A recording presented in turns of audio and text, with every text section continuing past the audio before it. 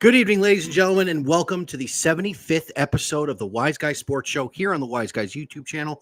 I am one of your hosts. I am the Big Rican on Sports, Mike Martinez, and without any further ado, let me bring in my co-host, Mr. JC Blue Note, Jim Cornetti.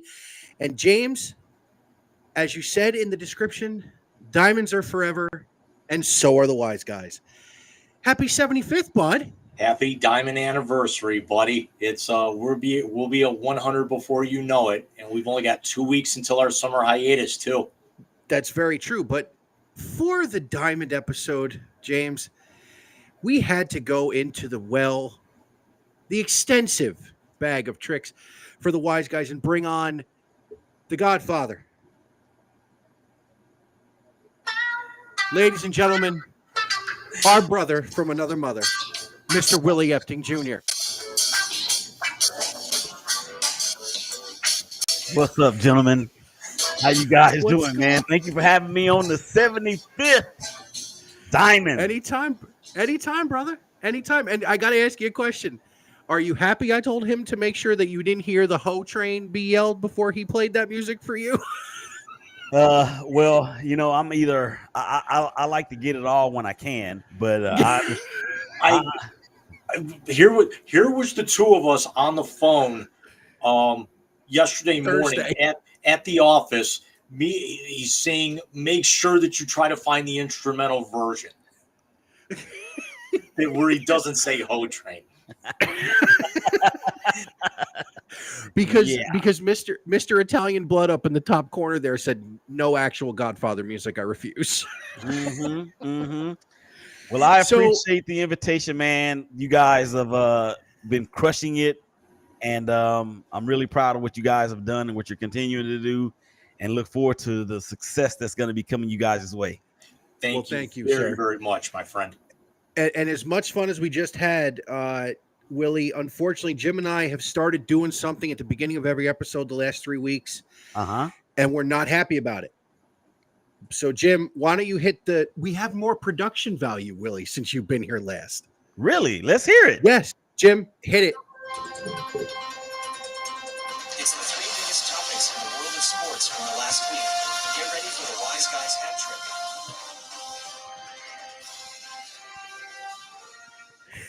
Thank you. I love it. And the thing that we unfortunately have done the last 3 episodes in a row is an in memoriam to open the show. As this past week, we lost the greatest living baseball player left with us as Willie Mays passed away at the age of 93. The numbers on the bottom speak for themselves. I am not just wearing the Mets thing because I couldn't find my Grimace costume. I am wearing the Mets gear because this was the last uniform Willie wore. In 72 and 73, and the Mets in 2022 retired his number 24, and it will hang at Citi Field in perpetuity. So, Willie, I'd like to go to you first. Growing up and being a fan of the Bay Area. Hello, Oliver. He's contractually obligated every episode. He has his own segment. He does. I'd like to start with you and discuss Willie's impact to the Bay Area, as you are a Bay Area fan, having grown up in that area yourself. Yeah, I remember my dad. I never got a chance to see Mr. Mays play. I mean, that was a little bit before my time. But I remember my dad and my uncle talking about the greatness that he was, not just on the diamond, but off of it as well. All those years in San Francisco before moving over to New York. I mean, when you think about Willie Mays and when you hear about Willie Mays, you think instantly about the catch in center field where he spun around like a top and then heaved the ball back into the infield. But Willie Mays was more than just that. I mean, I was listening to something somewhere. Don't quote me or don't ask me where it was, but they said that as a center fielder, Willie Mays' range was from the left field line to the right field line, and basically saying that that's how much ground he could cover as a center fielder. And his numbers speak for themselves. I mean, 24 All-Star appearances. And I don't think his Negro League stats are even included in his career major league stats as of yet. I don't know how many years he played. I don't know what type of numbers he put up in the Negro Leagues, but at some point that's got to be added to it. But 660 home runs, third all time, and was third all time. Was second all time for a long time. 660 is a lot. And when you think about the Gold Gloves and the something that we don't really talk enough about, in my opinion, is this stolen bases. He led the league 3 different years in stolen bases back there in the 50s. So a true iconic figure, not just of baseball, but really not just sports, but in the community and as in the society as a whole. No, agreed. And Jim, I saw you. I just want to put this one thing in there. So you see those numbers: the 660 home runs, 12 times Gold Glove, 2 times NL MVP. What we miss is that he missed 2 full seasons to military service during the Korean War. Yeah, easily would have beaten Babe Ruth's record. He probably would have stole closer to 450 to 500 bags had he not, served his country, as I know a lot of players in that time did. But, Jim, I want to go to you. And Willie brought up the catch. Those were the Cleveland Indians. Right. That was Vic Wirtz. So, Jim, you're the stat guy. Throw some numbers at us. Tell me what you remember or what you were told growing up about Willie. I honestly was not told a whole lot because my father was not really a baseball fan. Lifetime average of 301, 3,293 hits, 1,909 RBIs, 339 stolen bases. And keep in mind, those 660 home runs were in very, very deep parks back then, hitting with heavier wooden bats, dead ball era, which just makes it even more impressive for him to be able to put up those kind of numbers. And I'm not going to try and throw shade, but the only 2 guys ahead of him are, three at this point: Ruth, Aaron, and his godson. And put whatever kind of asterisk you want next to his godson, still 700 and nearly 60, bombs. You still have to put the bat on the ball. Agreed. And you figure Pujols is up there now too, who might be the greatest right-hand hitter, definitely of our generation. But think about this Willie, too. I'm sorry, Willie, to backpack on you one moment. He only played 1 year in the Negro Leagues, 1948. Okay. And I want to say that was the year he played full time, because he was playing part time on the weekends in high school. Mm-hmm. He was 16, 17 years old playing part time in the Negro Leagues. And then, of course, he plays in 49. And then in 50, he gets signed by the Giants. And in 51, the funniest thing I ever heard, he's hitting 470 at AAA for the Giants. And Leo DeRocher calls down and goes, "Come on up." He goes, "I'm not ready." He said, "Can you hit 250 in the big leagues?" He said, "Yeah, get on the train." Is basically how the conversation went. Mm-hmm. Jim, you talked about the parks. The Polo Grounds was an absolute cavern. It was disgustingly huge. If you play the show, you've seen the Polo Grounds. The Mets played their first 2 years in the Polo Grounds, so I've seen pictures.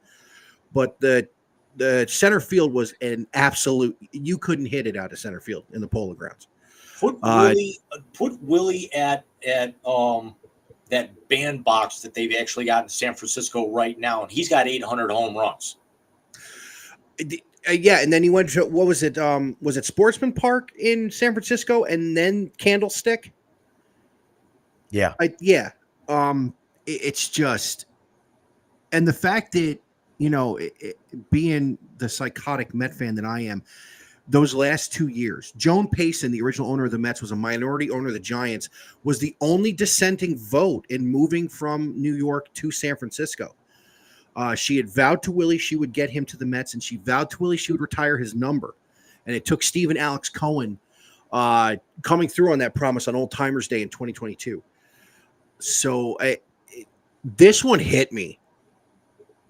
This one, Seaver is the one that hit me the hardest, obviously, but this one hit me the other day. You know what's funny? If you look at the three of us and the three memoriams we've done in the last 3 weeks, Willie this week got you, Jerry West probably got Willie, and Bill Walton crushed me 2 weeks ago. Yeah. And honestly, Willie, one of the reasons we wanted you to come on was obviously 75th anniversary. But when this happened, I said, yeah, we got to get somebody on that lived in the area that can talk about the impact. Was he your dad's favorite player? My dad never really mentioned a favorite player, but he did revere him. I mean, he talked very highly of him, and him and my uncle, you guys may or may not remember the backstory, but him and my dad and my uncle started a semi-pro baseball team when we lived in Oakland. And that's when I first fell in love with the sport of baseball. But he would talk about Willie Mays and even Hank Aaron and Reggie Jackson and all. I mean, they knew Reggie Jackson personally. But in terms of his favorite player, he never really mentioned a favorite player that I can remember. But he did talk highly about Willie Mays. He is still a base. He'll throw you out. He will hit it out of the park in all three things at one time almost. So exactly. He was that type of a fan of Willie Mays, but to say if he was his favorite player or not, that I can't recall. 10-second hypothetical for both of you guys. Who takes over the mantle as the greatest living player? Ooh. That's tough. I'm going to start, and this is biased because I was at his Hall of Fame induction. Ken Griffey Jr.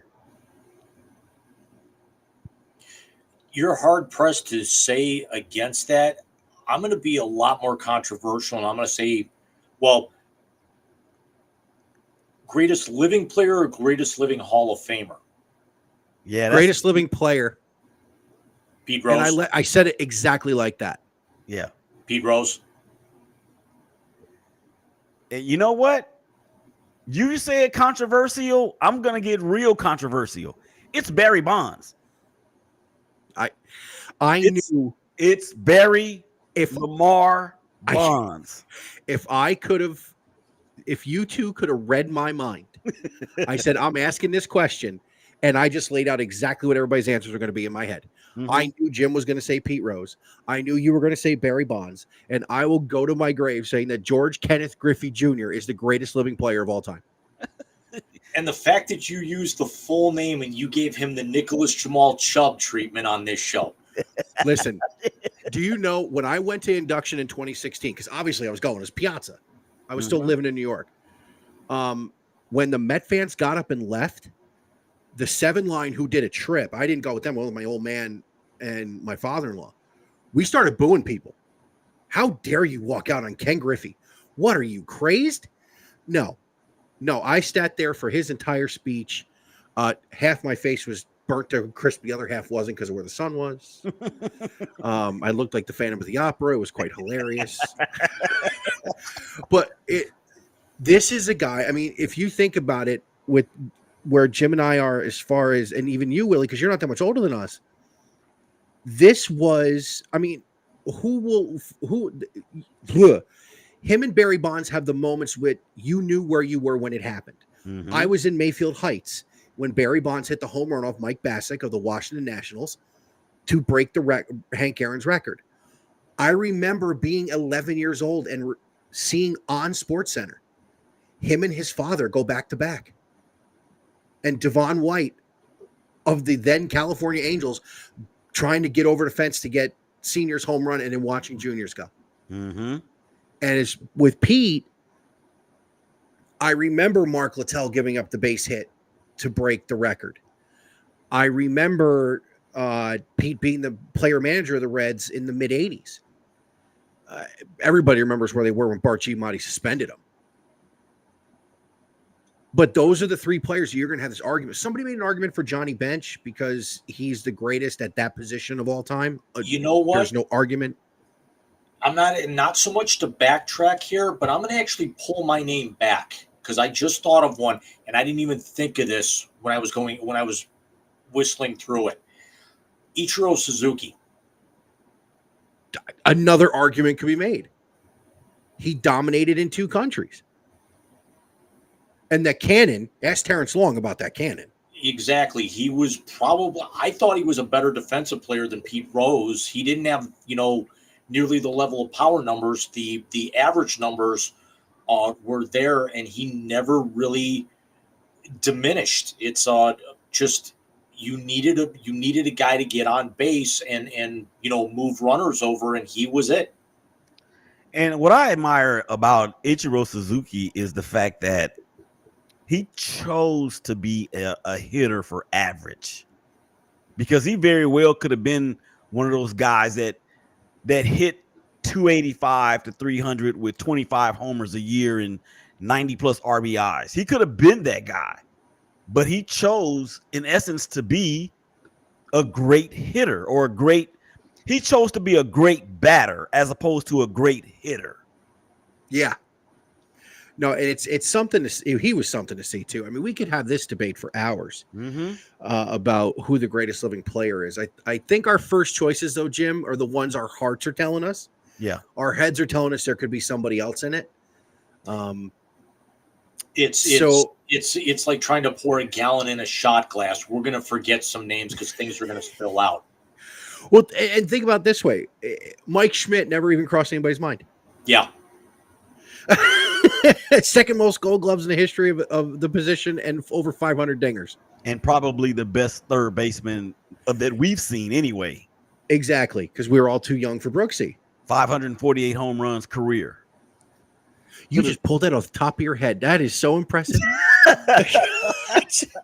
Like there are only 3 players' numbers I can pull off the top of my head. I can pull Seaver's 311 off the top of my head. I can pull Piazza's 396 as a catcher. And I can pull David Wright's 17-19 for his hits. That's it. Man, we could that's you know what? I'm gonna have to bring you guys on to the #Brother Baseball show, and we're just gonna do a nerd show with nothing but numbers. Because I'm thinking you know what people are gonna be saying when we spout up all those numbers? Do it. No, Jim, do the new one. Wide world of sports is going on here. Willie, the soundboard's gotten interesting. Yeah, I can tell. That's awesome. That's growth. That's a lot of growth. It's a lot of immaturity too. Yeah, well, you have to be immature before you can grow. That's true. So don't make this about a life coaching session, okay? Okay. No, but what I was gonna say on the heels of what you guys are saying about the numbers, some of the notable numbers that we're used to talking about all the time, of course, 73 in one season, 66, 64 between Sosa and McGuire, 390 with George Brett back in whenever it was. I remember Mike Schmidt that year that they won the World Series in 1980. He hit 48 that year. We're nerds, and my wife says you're a nerd. I'm like, no, I'm not. I've just got a lot of useless information, but I think that might be what a nerd is. No, it really is. It really is. I will say this: I've tried to use my nerddom to monetary growth, but the hardest thing I've ever done in my life is the Jeopardy online test. It's god awful. I can't remember where I saw it. It was guy was asking a girl, like, what are your ick factors, like, for guys or something, if you were single, and she's like, I like nerds. I just don't like when they get nerdy. So you don't want us to be ourselves. Yeah, exactly. Hey, Jim, speaking of ick factors, let's go to the second topic.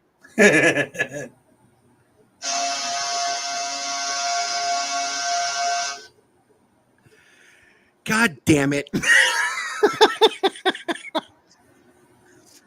Oh, man. My picture outside the door here is now got to get updated. Yeah. I personally like the scene in the Lakers documentary they did on HBO Max when they all yelled, fuck Boston. Yeah. But yes, the Boston Celtics win their 18th title, win it in 5 over the Dallas Mavericks. How about this? They had the worst ass beating in the history of the NBA Finals given to them in Game 4, and then they win Game 5 without even breaking a sweat. 16-3 throughout the. But that was also something that they could have done whatever they wanted to. It's unlike what our next topic is going to be with the Stanley Cup Finals.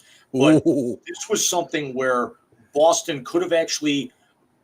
They lost 3 games in these playoffs by 10 to Miami, 24 to Cleveland, 34 in Game 3 to Dallas. They lose game 2 to Cleveland, and go on a 10-game winning streak, and won 10 games in these playoffs by double digits.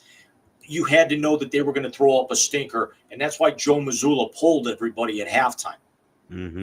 Yeah, so Willie, I want to talk to you about this because I think you hate the Celtics nearly as much as I do. And that would be that's an affirmative. Yeah, and by the way, this is only half of this NBA topic we want to talk to you about. So let's talk about, is this Celtics team, who, by the way, played everybody and their mother when they were hurt, with the exception of Dallas, is this a team that can continue this, or do you think this is a flash in the pan? They go back to what they were the last few years after this? Or C, somewhere in the middle. Okay. Because I say that, and I know it's very Washington, D.C.-ish, like a politically correct answer. But when you look at the fact that, okay, Donovan Mitchell was out, Giannis Antetokounmpo was out, Joel Embiid was out, Jimmy Butler was out, Halliburton Jared was Allen.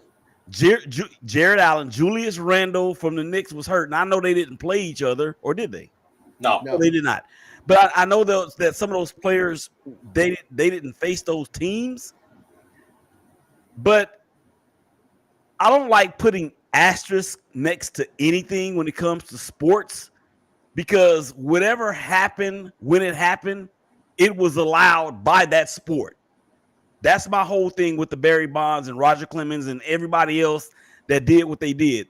The sport allowed it. So I won't say it's a flash in the pan. The East could potentially get a lot more difficult, especially if you read the eyes of Joel Embiid on the set of Countdown when he looked at Paul George and was like, yo, we need to get a piece in here. Looked at him. If Paul George comes to the Philadelphia 76ers, instantaneously become the team next to the team to beat in the Eastern Conference. They instantaneously become scary. Damn it. Jim, why does this happen when the Cavs are good? With all due respect, Willie, I looked at the free agency period out there. You got Paul George, you got LeBron, you've got Harden, you've got Klay Thompson, you've got all guys that are in double-digit years on the back half of their careers, and basically you're doing 1 or 2 year rentals trying to be able to get whatever. How many times is Joel Embiid going to bring in super teams, Ben Simmons, James Harden? I'm tired of actually hearing, and this is not Boston homer guy, because although the only Boston teams I follow are the Red Sox, and I've been a diehard Celtics fan since '86. I still will put we've said it on this show multiple times. I think that '86 Celtics team was the greatest team ever assembled, even better than their '68 team. I think that this is something that Boston is the class of the NBA. I think they have the core to be able to run this back, because here's something that everyone forgot. Drew Holiday was the only player on that roster who has already touched the Larry O'Brien trophy. All other 13 contracted players won their first title the other night. Al Horford, old man Horford, in his 17th year, finally got it. He may only have 1 year left. There's going to be other guys that want to come in and join this group. When you've got Jason Tatum and Jaylen Brown, basically in the top 5 of every statistical category in the finals: points, rebounds, assists, minutes played. How is anybody going to compete with that, regardless of who you put together? I understand that everybody was hurt, but Boston did this. Boston was the one that did not get hurt. The only one of any significance that got hurt was Porzingis, and they realized that he didn't play for nearly 6 weeks, and they still were just as dominant. The Celtics finished the regular season with a 14-game lead over the Knicks for second, which is the second largest lead in NBA history, right behind the 1992 Chicago Bulls, who finished 14 games ahead of the Celtics, which was Michael's second title. If I may. You big dummy. I am so sorry that you feel that way, because I'm going to tell you the same thing I told you about the first Warriors championship. Play a healthy fucking team.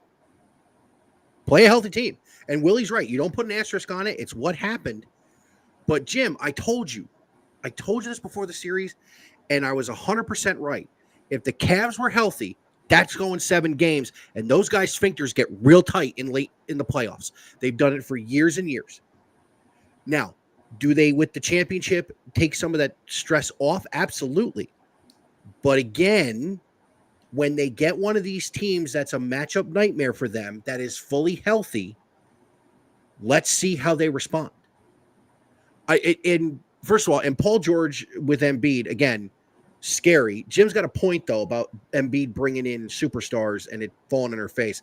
Don't put Ben Simmons in there. He's the only point guard who can't shoot a 3 to save his life. Or stay healthy, for that matter. Paul George would be a different animal in Philly. Would be an absolutely different animal in Philly. And let's see what our boys do with the backcourt situation and who's going to go where, or if they just keep it together. But we only got Willie for a couple more minutes. So, Jim, let's pivot. Hit it. I don't have a graphic for it, but let's pivot to the Los Angeles Lakers hiring Duke God, JJ Redick as head coach. I knew you were going to. Oh, my gosh. Wait. Emotional damage. You need to be Kermit the Frog and have a cup of tea right there, Willie, because I just felt it. All of the above, man. All of the above. No, it's not just the fact that JJ Redick went to Duke. Is it because he played for the Clippers? It's not the fact that JJ Redick was one of the targets of a whole bunch of hate as a player with the Blue Devils. It's not even the fact that this is his first time as a head coach on any level. It is the fact that what are the Lakers actually thinking for the long run? LeBron, and he signed a 4-year deal. Okay, there has not been a Laker coach that has exceeded 2 years since Phil Jackson. What's that? 2,000 years ago? And this is no knock on JJ Redick, because by all accounts, I mean, he graduated from Duke, so you know he's not a dummy. He had a really, really good career. He's made over 1,900 threes in his career. He was the subject of a lot of boxing ones when he played in college. It's not about him as an individual, but to have no coaching experience on any level that is of significance. I'm not talking about your son's YMCA team.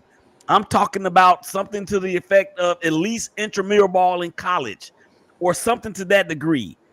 And the fact that he and LeBron James do a podcast together, people are like, yo, they are able to dissect offenses, and JJ Redick is a brain, and he obviously gets along with LeBron James.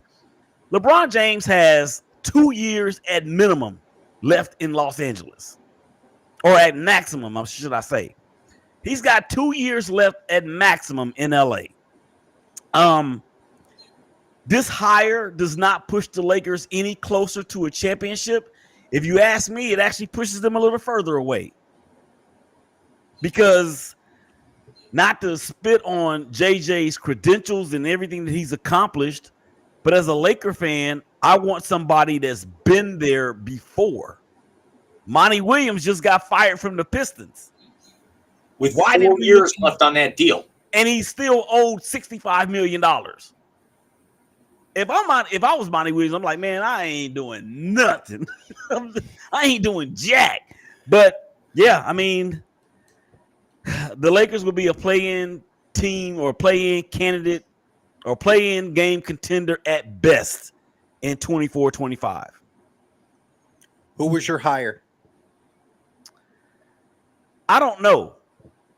I mean, because I don't know off the top of my head of all of the other candidates. I know there was an assistant coach from the Warriors. James Borrego. Yeah, there was an assistant coach from, I want to say, the Timberwolves. Then there's Monty Williams, of course. But those are the only 3 that really jump off the page at me. So I really can't say who I would have rather have had. But I can tell you who I would rather have not had. JB Bickerstaff.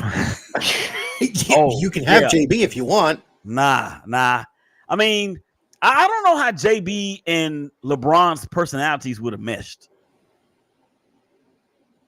They wouldn't have. Was when Dan Hurley was rumored to be the guy, were you excited? I was, because he's a winner.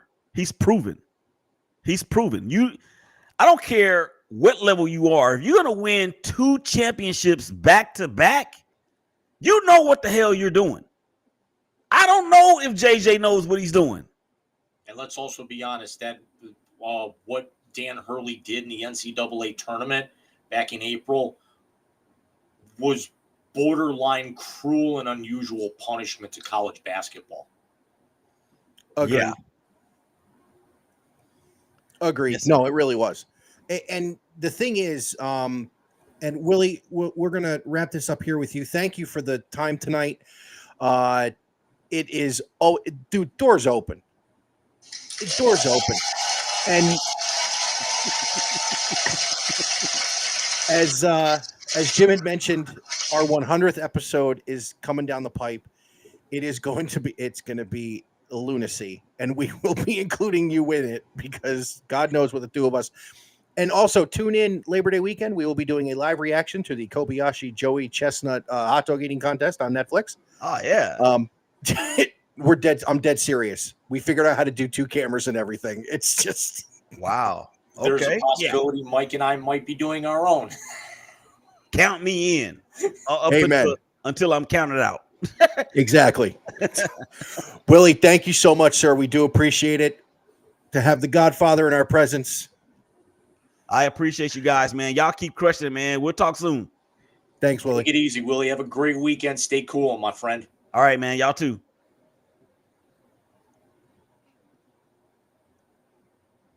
I love when he's here. Because he we keeps always us on point. He keeps us on point, number 1. And number 2, whenever you and I change stuff like the soundboard or the production, he actually is quite impressed. I find that to be fun. One last thing about the Celtics real quick. Comes back on, we'll actually have some of the other graphics that we've talked about. Yes, we will. That might actually be on my agenda for tomorrow. It'll certainly be on my agenda when we have our summer hiatus in a few weeks.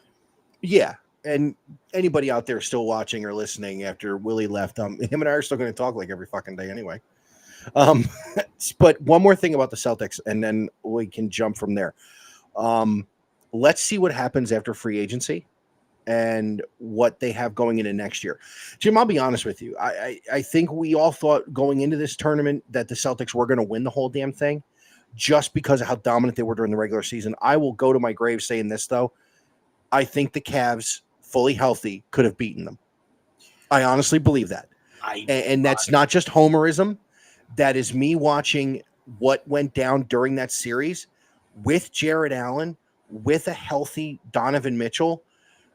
they could have cut them up on the inside, because if you notice, the nights that Luka and Kyrie were actually able to get to the basket were the nights that the Celtics struggled. Those were close games, and 2, 3, and 4 was a fucking blowout. But 2 and 3 were close games because Kyrie and Luka were getting to the bucket. That Cavs team could have done that. And I think they're better defensively than Dallas is too. Here's my question to kind of put a bow on this, and this is not, again, my Celtics homerism. How in the hell does Jaylen Brown win the MVP over Jason Tatum? Simple. They fucked up. Yeah, there's Tatum had better. He played more minutes. He played nearly 10 more minutes, scored 2 more points, averaged a rebound and a half more, had 2 more assists than Brown, and did not win the MVP. Who did Brown play face up on playing defense? I think he was on Kyrie, wasn't he? There you go. Brown put up those numbers and locked Kyrie down. That's why he won it.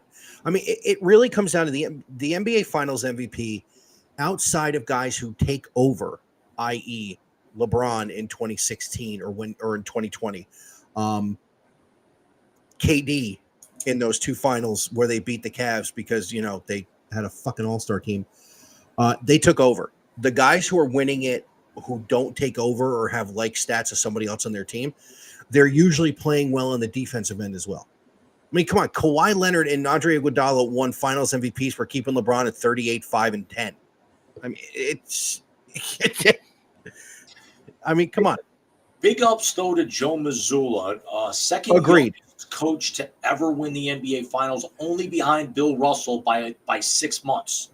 Well, Joe Mazzulla was in was it Kyrie's draft class? Yeah. What the fuck?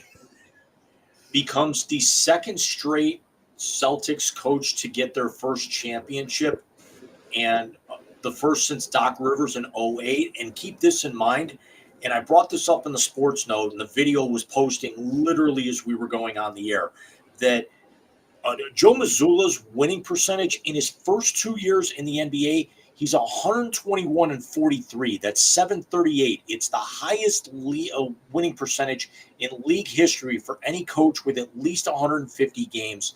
He's also 27-12 for .692 in the playoffs already. And as great as Doc Rivers is as a coach and as many playoffs as he's got, that 2008 title is still his only championship as a head coach. Yeah, but take a look at some of the other teams he ran into. I mean, after that 2008 championship, you're talking about he ran into, 2009, they lost to Orlando, who went to that finals. 10, Orlando didn't go to that finals.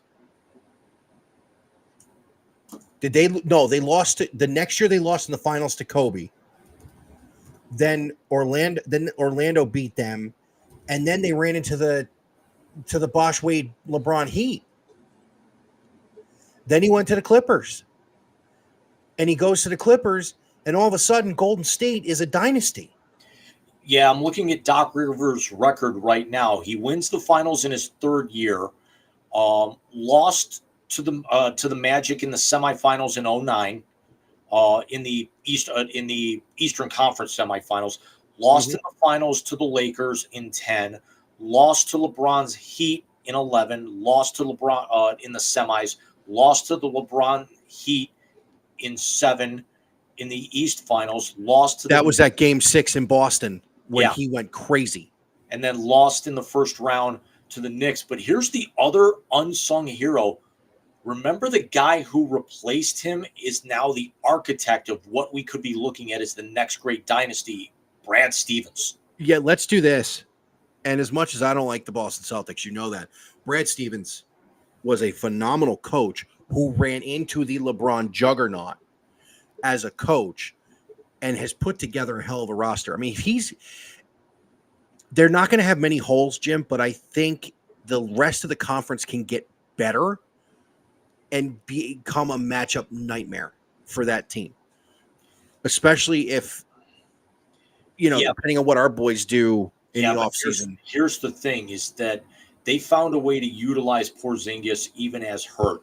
Jason Tatum is a top 3 player in this league, and he's getting better. Jaylen Brown is a top 15 player, and he's getting better, and he just won a Finals MVP. Find the hole. Let's see what the bench looks like. I'm sorry, I gotta pull it on myself.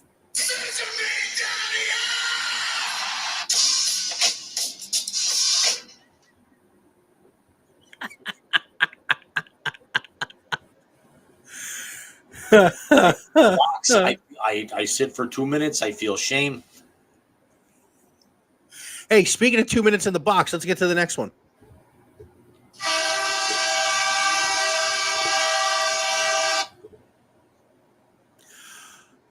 I have 3 words for you, James. What the hell's going on? I was going to say I have 3 words for you, James. What the fuck? This was over. We were talking sweep last week. We were talking sweep 7 days ago. And let me tell you something. Connor McDavid's a fucking dog.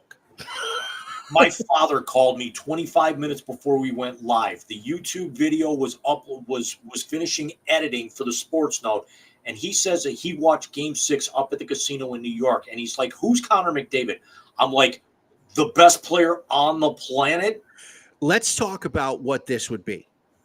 So Sunrise is going to be a fucking insane asylum Monday night. I will tell you this. I'm putting the kid to sleep to sports the next 2 nights because the Mets and Cubs are the night game tomorrow night on ESPN. And Monday night, I will be watching Game 7 of the Stanley Cup Finals.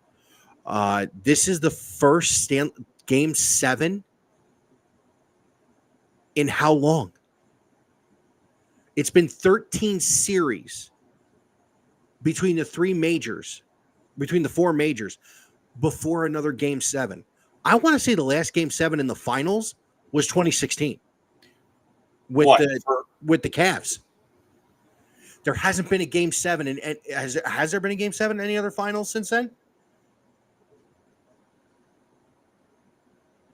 St. Louis, 2019. Okay. Then it's since 2019. That's the last Game 7 out of any of them. We haven't had a Game 7 in the World Series. We haven't had a Game 7 in the NBA Finals since 2016. We haven't had a Game 7 in the NHL since 2019.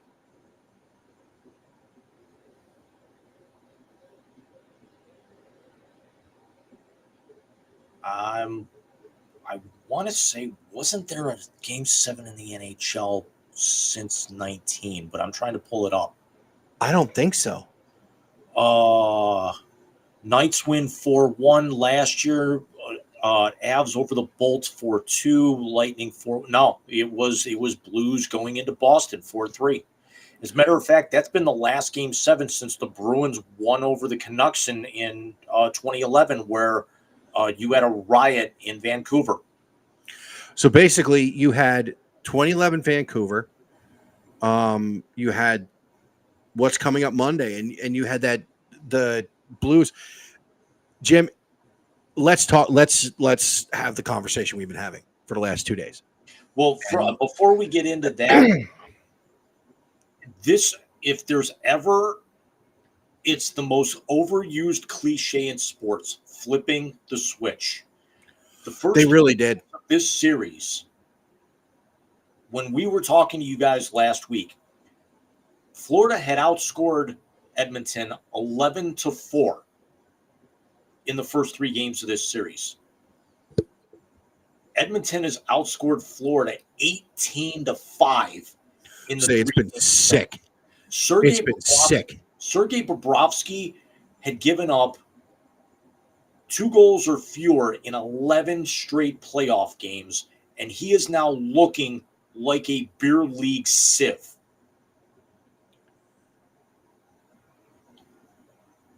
Is Connor McDavid about to rip the Conn Smythe away from Bobrovsky? Yes. Even in a losing effort, possibly? If Bobrovsky stands on his head on Monday night, no, he'll still win it. Just because the Conn Smythe is a playoff MVP, not just a finals. his work in the Eastern Conference will put him over the top. Yeah, but what about the stat that I brought up with you when I was at the store yesterday?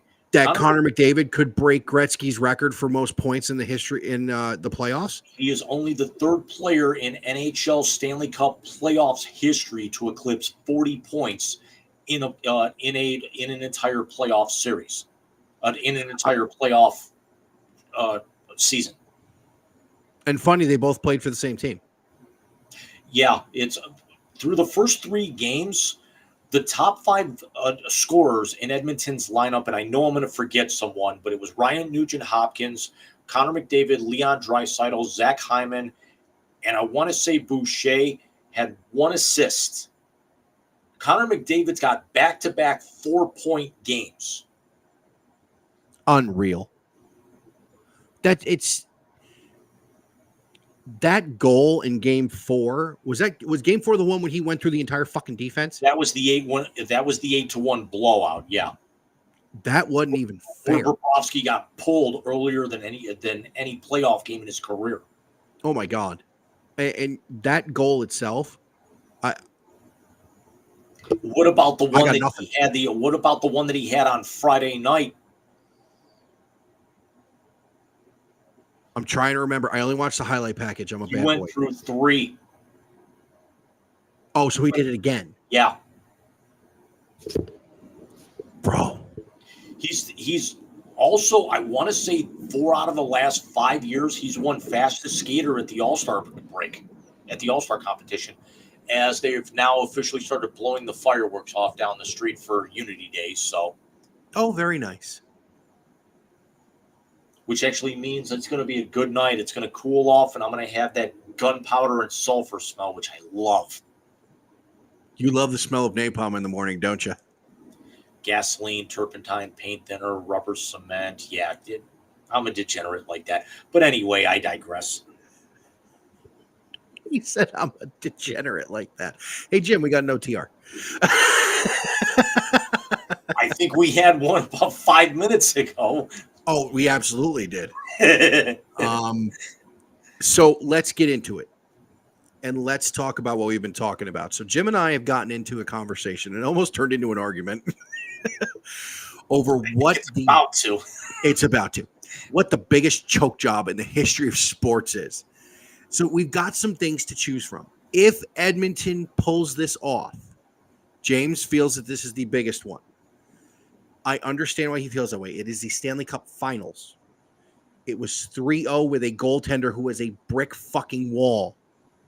And they have gone on a run like this. I get it. I am of the opinion it is still the 2004 New York Yankees. And no, it's not because I wear the colors of the team across town. It was the greatest closer of all time. The only unanimous Hall of Famer in the history of Cooperstown was on the bump with a 3-0 lead with outs, and his team lost 4 in a row and blew the AL pennant. Now, I get why you say that's not as impactful because it was the pennant, not the World Series. Understood. 100%. We have what the Atlanta Falcons fucking did, giving Brady a ring, up 28-3 and choking on it like that Hawk Tug girl on fucking internet. Have you seen that? I have not. I've been seeing so much about it. I think I'm going to have to hunker down and watch it after I get off the show tonight. Yeah, you're going to have to. It's a 10-second interview, and it is what it is.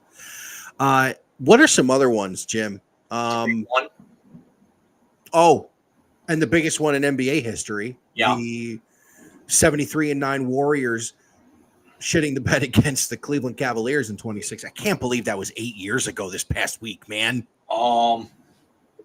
See, 8 years ago. I was thinking 8 years ago today was a parade. Yeah.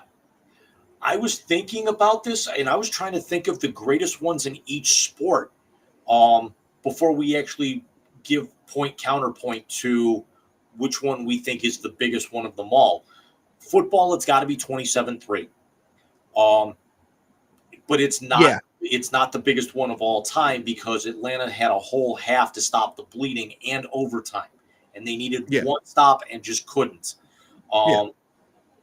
basketball has got to be the Cavs coming back from 3-1 down in 2016 against that record Warriors team.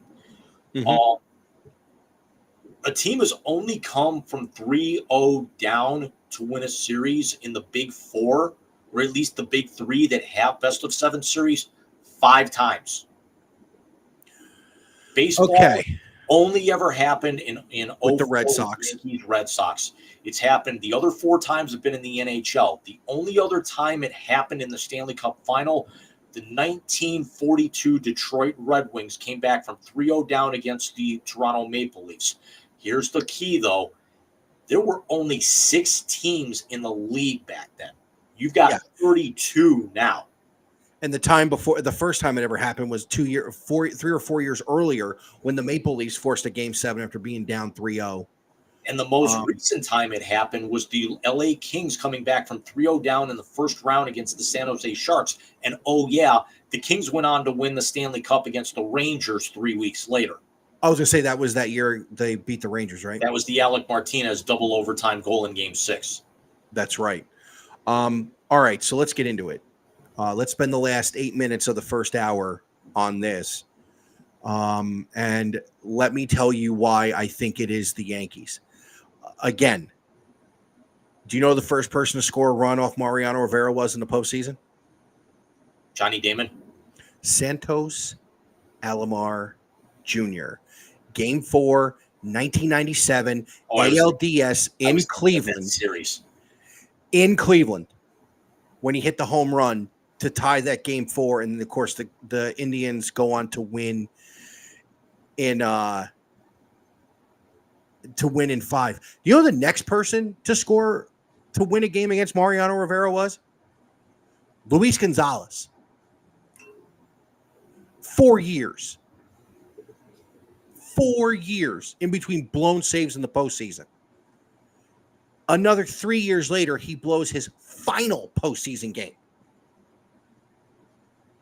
More men have walked on the fucking moon than have scored runs against Mariano Rivera in the postseason. And that is who was on the bump when the Boston Red Sox were down 3-0, a night after getting absolutely embarrassed on their home field by their hated rival, who, by the way, the year before, they went 7 games in the ALCS against and lost on a walk-off home run. That was Brett Bleepin Boone. Yeah, Brett fucking Boone, you can say it. And, of course, the guy who threw that pitch, God rest his soul, was Tim Wakefield, who very poetically is the one who started Game 1 of the 2004 World Series against the Cardinals. I get why this would be bigger. I really do, Jim. But when you talk about all-time greats, you talk about not Willie, not Junior, not Seaver, not Ruth, not Williams, not DiMaggio, not Mantle, not any of those guys. There's only been one unanimous Hall of Famer, and it was Mariano Rivera. I mean, when you put up the historic portion of it, I got nothing, man. I got nothing. Now, I will say this. If Edmonton pulls this off, they're going to be on equal footing in my brain, in my mind. It's not going to be a clear cut who's the better one. And 1A to all of them is going to be the Cavs. Just from what Golden State did. Now, give me the other side of the argument. Damn, that one was a big one. That one actually rattled the damn window. And I'm about a quarter mile up the road. Yeah, but those are the good ones. Yeah. I see your point, but you're wrong.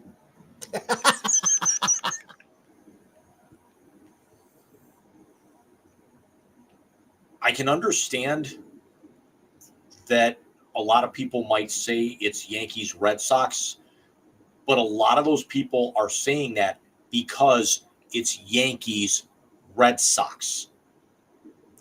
Fair point. And there's history there. which is why when somebody says that, I was about ready to call you Stephen A. Martinez. Oh, shut up. Edmonton and Florida have no history together like Yankees Red Sox do. For the fact of what we talked about earlier in this segment, 11-4 in the first three, coming around to 18-5 the last three. I understand Mariano Rivera being the unanimous Hall of Famer. However, that argument holds absolutely no water in this conversation, because it would be the equivalent of Edmonton going up 3-0 on Monday night in Sunrise and then pulling Bobrovsky and throwing Patrick Waugh in there for the final 5 minutes to close the game out. You're talking one guy to close out one inning and no more than one inning. What happened the previous 8 innings? It's a total team collapse, and that's why I think if Florida chokes this thing away, considering how great of a record that they had, their run to the finals last year where they should have won a title, they were expected to win the title this year. Everyone expects them to win the title. They were the President's Trophy winners the year before that. I think this would be right up there with UMBC taking down, even missing the consensus player of the year, taking down Virginia in the first round of the NCAA tournament less than 10 years ago. I don't think that one's a bigger upset, because we all know that the greatest upset in the history of sports is Lake Placid in 1980. Agreed. There's no arguing that. This is actually where I think that argument is flawed about Mariano Rivera, because, again, it's late game performance, but this is something that Florida could have ended this whole thing. They could have gone out and said, okay, we need to wake our ass up. And what happens? They give up a power play goal within the first 4 minutes of Game 6 in Edmonton, crowds into it. They put Edmonton scores again very early in the second, 2-0. They wave off a goal where they actually said it was offsides when it's obvious that it was not. Shifts the whole momentum. It's, instead of it being 2-1, Edmonton scores very shortly thereafter, and that waved off Florida goal was 11 seconds after Edmonton's second. And then Edmonton scores just a couple of minutes later, and all of a sudden, instead of it being 2-1 early, like not even midway through the second, we're looking at 3-0, and they go on and win that game 5-1. And now Florida, as great as they are, they've got the best goaltender in the playoffs, who's probably going to win a Conn Smythe if they finish this thing out, because none of their other offensive talent has kind of put up any of the numbers that Edmonton has. They've got arguably a top 20 player in Matty Tkachuk. Carter Verhaeghe has come up massive in these playoffs.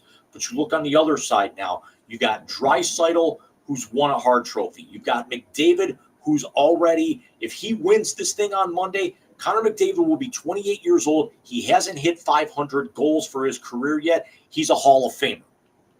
Yeah. This is where I think the Edmonton win, because again,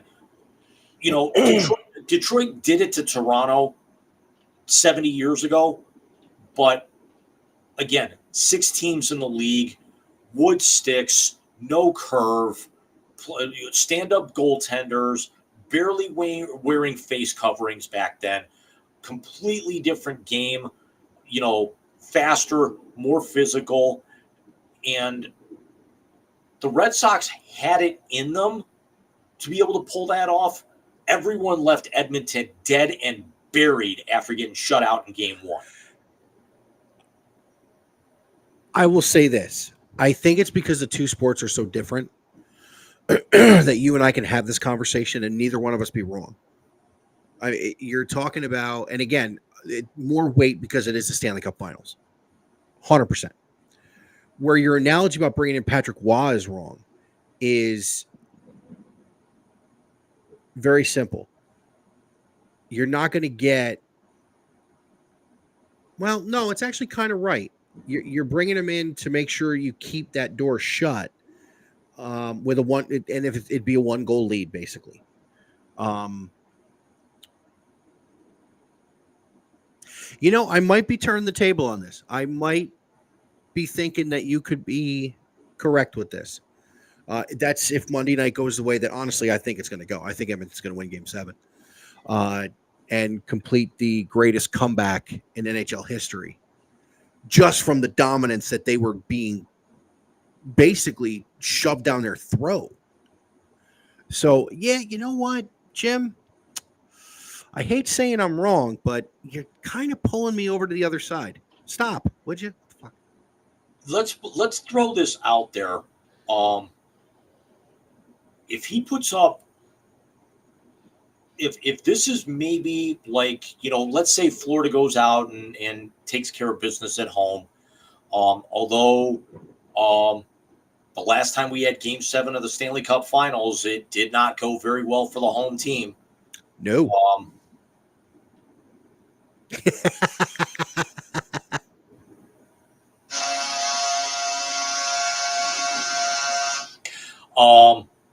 But could we actually see something if we've got like maybe a 3-1 game and he has a goal? Does Connor McDavid steal the Conn Smythe Trophy in a losing effort?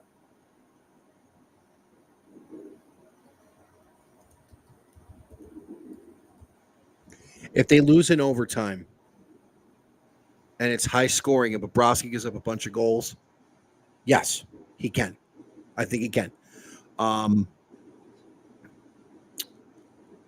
I am not 100% sure if the NHL would do that. Has there been a Conn Smythe winner on a losing team before? I've just pulled it up. Roger Crozier in 1966 with Detroit. Glenn Hall won the Conn Smythe for my Blues in 68, despite the fact that they got swept in the finals. Reggie Leach with the Flyers in 76. Ron Hextall in 87. And the most recent one, here's a name that you're going to remember. Jean-Sebastien Giguère with the Anaheim Mighty Ducks in 2003 after they lost in Game 7 against the Devils. I thought Marty won the Conn Smythe that year. Wow, JSG won it. Brodeur shut out to overtime in 3 of the 4 New Jersey victories, but Giguère was on a whole other level. He stopped 63 of 64 in Game 1.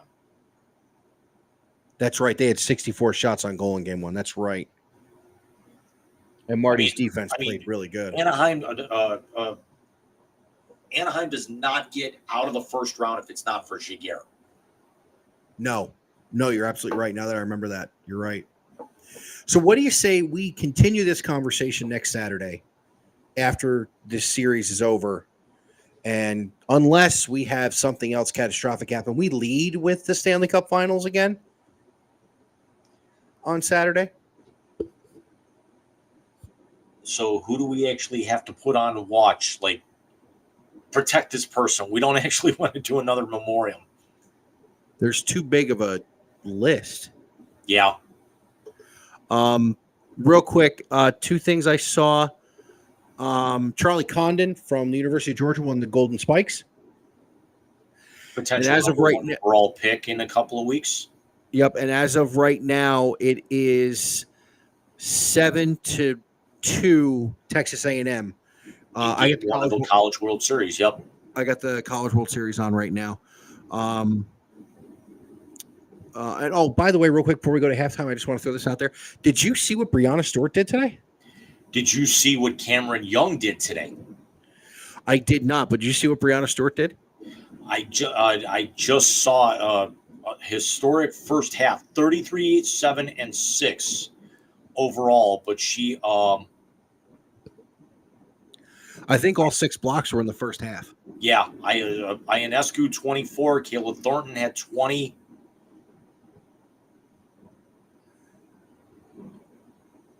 And congratulations, Paul Goldschmidt, on his 350th home run.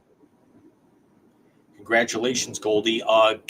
Cam Young shot 59 today.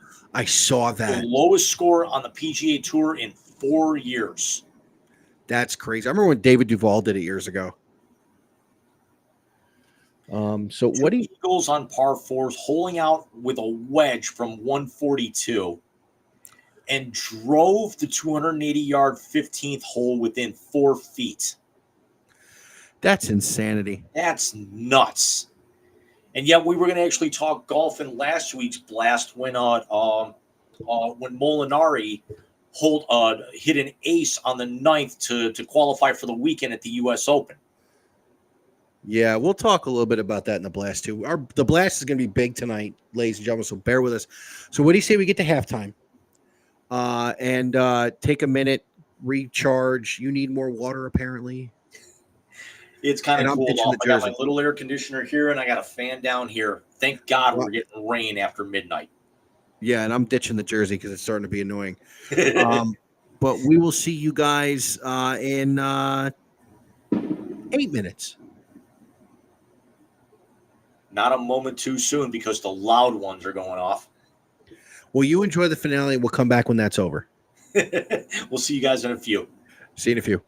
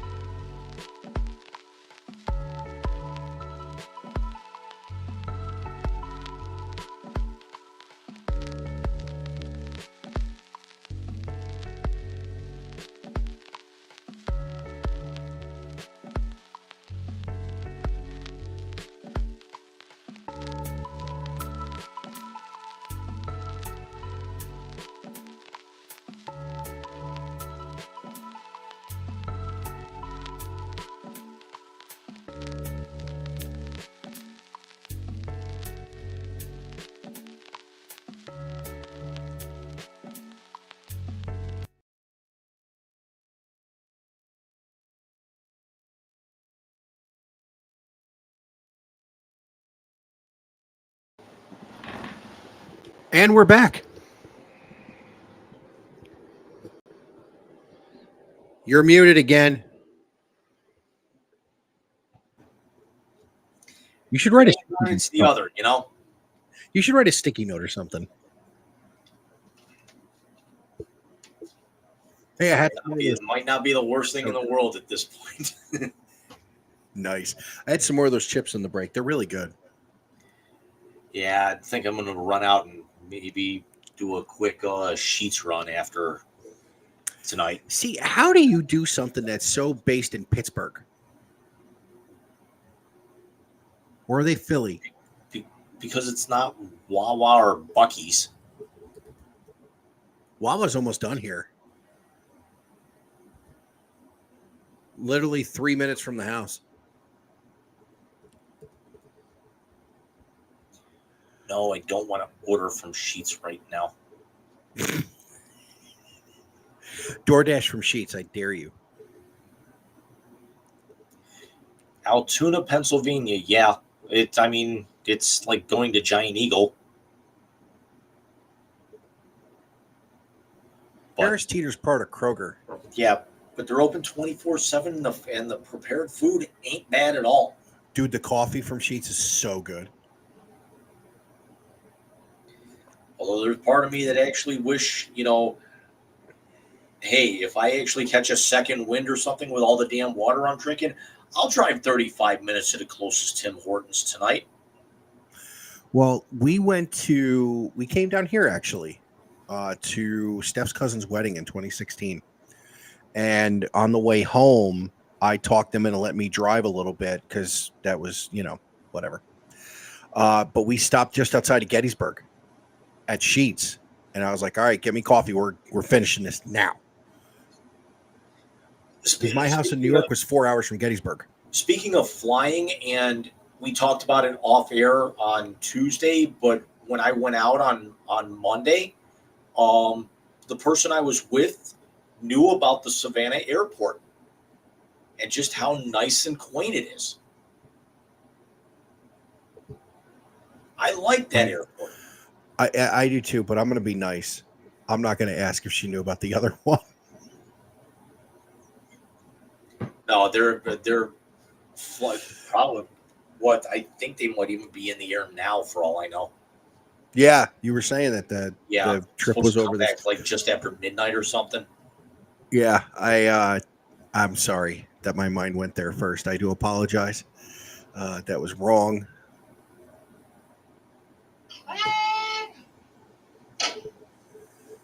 Lord, I apologize. We're being with the pygmies down in it. And save the starving pygmies in New Guinea. Amen. So what's in the blast that unfortunately last week got cut off? Not much, really, because some of it's not time sensitive anymore. Well, some of it was time sensitive, but we don't have much, as you can see. This motherfucker. It's definitely stuff that we can spend a little bit of time on. Okay, so let's start with Sunshine because this pissed me off. And here's why it pissed me off. What the fuck has he done? Nothing. He's got him, to 3 playoffs in 4 years? No, 1 playoff. He's 20-30. He's not even 4 years in yet. This is year 4. Yeah, they lost. You're right. They missed out this year on a tiebreaker. The Urban year was a lost year, and 2 years ago, they won a playoff game. And nearly beat Kansas City that year. Yeah. So here's my problem. Did you see the new Bram video where he talks about the Chiefs' troubles? Yeah. What was the one that I sent you? We paid them to do that. What was the one that I sent you? Hold on. Messenger, right? Backup quarterbacks. Yes, the Mac Jones one was hilarious. The Mac up.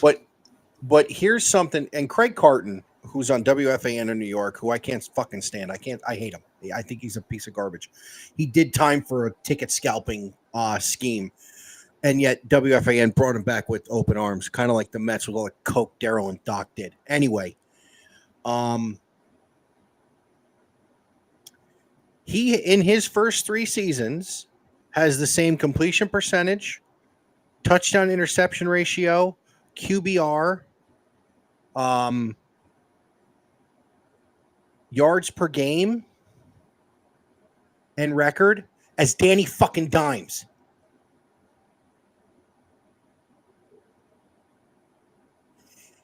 But the difference is he's actually gotten some success out of them where Jones had. Danny Dimes he's won as many playoff games as Danny Dimes has. This shit right here is why it may be one of the most important positions on the field, but it is the most overblown position in all of sports. Did you actually see that there's that the owners are starting to talk about putting a salary cap on quarterback salaries because they're the highest paid on the team, about capping it at a certain point? I like that idea. I blame Jimmy Haslam. And it would take in signing bonus, deferred monies, and everything. It would cap that. I blame that fucking redneck in Berea. So you think about it. They said he's the one that kind of gets the ball rolling. Lamar gets his deal. Josh gets his deal.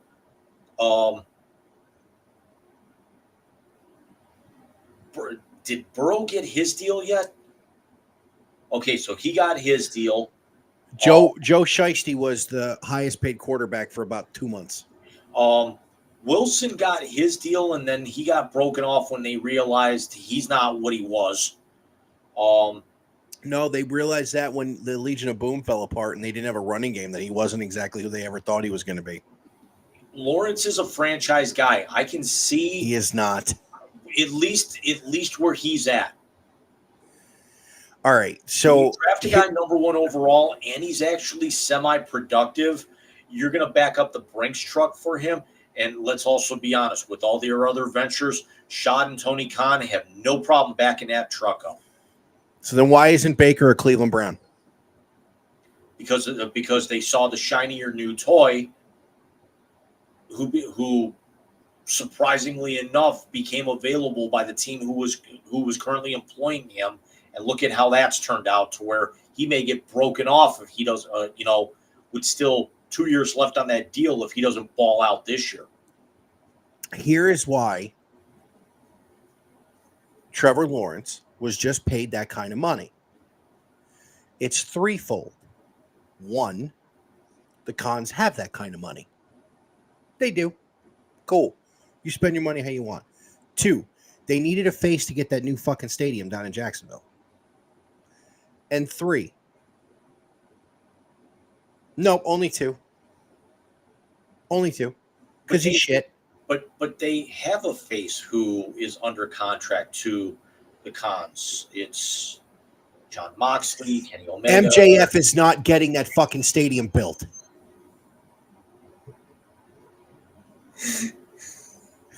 MJF might get him an arena, but he's not getting a stadium built. I mean, honestly, Jim, and this is my problem with this, okay? You see these guys making this money, and they haven't fucking done anything. They haven't. Even Billy didn't do shit before the Browns paid him that money. He did nothing. Did Brock Purdy get a deal? He hasn't yet. But Brock Purdy also knows that he can't be fucking stupid, get all his money, and keep a team that's going to go to a Super Bowl around him. These teams these GMs and these owners, I swear to Christ, they must have all inherited their fucking money because they're all fucking stupid. We know Haslam's a country bumpkin bastard who don't know shit. We know that the Cons have somewhat business sense, but you're paying this guy so much money, you can't build a roster. It's a 53-man game. You need guys to contribute 1 through 53, and none of these stupid sons of bitches even fucking remember that. You know what they think?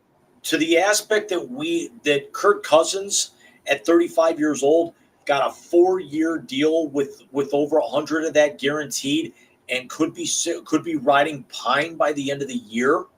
Did you see they got their hit? They got fined $250,000 and they lost draft picks. Now they didn't lose the first. They didn't lose a first round pick like I thought they were going to. Which is why when we talked about it, I thought the Michael Penix drafting was great. But think about where these teams have fallen apart. You get these guys who aren't Aaron Rodgers or Peyton Manning or to some extent Tom Brady, and you pay them all this fucking money, and you can't build a fucking roster around it. Well, let me pose the question to you here on this. Who's going to be the next one to get the massive deal? CJ Stroud. And who's going to be the one who's backed it up? Of all of these guys so far, that who's going to be the one that backs the contract up? CJ Stroud. CJ Stroud will be the one to back it up, and he will be the one to get the contract. Think about it this way. He won a division title as a rookie. Granted, in a not very good division. And what did they do? They went out and made the team fucking better. And Stroud, for all that he is, as good as he is, and as good as I knew he was going to be, he is the type of player who will say, we want to win a title. I cannot break the bank. I've got to get Will Anderson's got to eat. Tank Dell's got to eat. This one's got to eat. That one's got to eat. I'm going to get my money. I want to win titles. I'm going to throw a different name out there, and it's not out of spite for the fact that Stroud went to Ohio State and also knocked the Browns out of the playoffs. But I think the next one that you're going to see, Jordan Love. I think Jordan Love is going to be the next great quarterback in this league. I think he's already there. Jim, I will say this. Let's do this. Stroud is the one in the AFC, and Jordan Love is definitely the one in the NFC. But herein lies the problem with this. The Browns are playoff contenders because Andrew Berry is has such a great eye for talent. Not only on the field, but on the sideline. Having said that, the GM, Gunther, whatever the fuck his name is in Green Bay, has to build a team around him. Because for as good as Jordan Love is, he's not Aaron in his prime. Aaron in his prime may have been the best thrower of the football in the history of the game. Whoever the GM, and I can't remember the guy's name in Houston, he's got to remember, CJ is a great quarterback. CJ has had very talented, skilled players around him. Nick Caserio in Houston. Okay, so Nick Caserio's got to realize every place CJ has gone, be it Ohio State, with the best wide receiver room in the country, and now with the complement, and he doesn't have a top tier wide, and I use quotation fingers, he doesn't have a top tier wide receiver room there. What he has is guys who are perfect for the offensive system. They've got to keep these teams intact. The team that will end up being the next dynasty, like the Kansas City Chiefs, will be the one that figures that the fuck out. Because Andy Reid figured it out. By the way, Nick Caserio from Lyndhurst, Ohio. I thought that name sounded familiar. Went to university and John Carroll. John Carroll's okay. University, not so much. Yeah. But no, and Sunshine, look, Sunshine showed his true colors in that national championship game against LSU, and then the ass beating he took in that Sugar Bowl from Ohio State the following year. But he's got a national title. He's got a national title against an Alabama team that had no business being even in the fucking tournament. Yeah, but he hooked up with Hunter Renfrow when they got with a perfect time. That was Deshaun. You're right. No, Trevor was the one that he was the freshman that started the year 2 years after Deshaun, and went in there and just beat the shit out of that Alabama. That was the Tua team that got the fuck beat out of him. Speaking of, if he gets this kind of deal, they ought to be shot. They signed his brother. I saw that. Garbage. Absolute garbage. So what's going on with Bernie Kosar? Bernie Kosar has filed a lawsuit. I'm going to have to look up the name of the organization, but prior to last season, Bernie was fired from the Browns radio pregame show because he put a $19,000 bet down with the Browns Steelers, which actually would have gone to charity, but Browns radio does not allow you to place bets if you're on the game day audio. So he is citing breach of contract, saying that he was fired, although he was told to place this bet for a promotional purpose. I just pulled it up on New York Times. Big play. Yeah.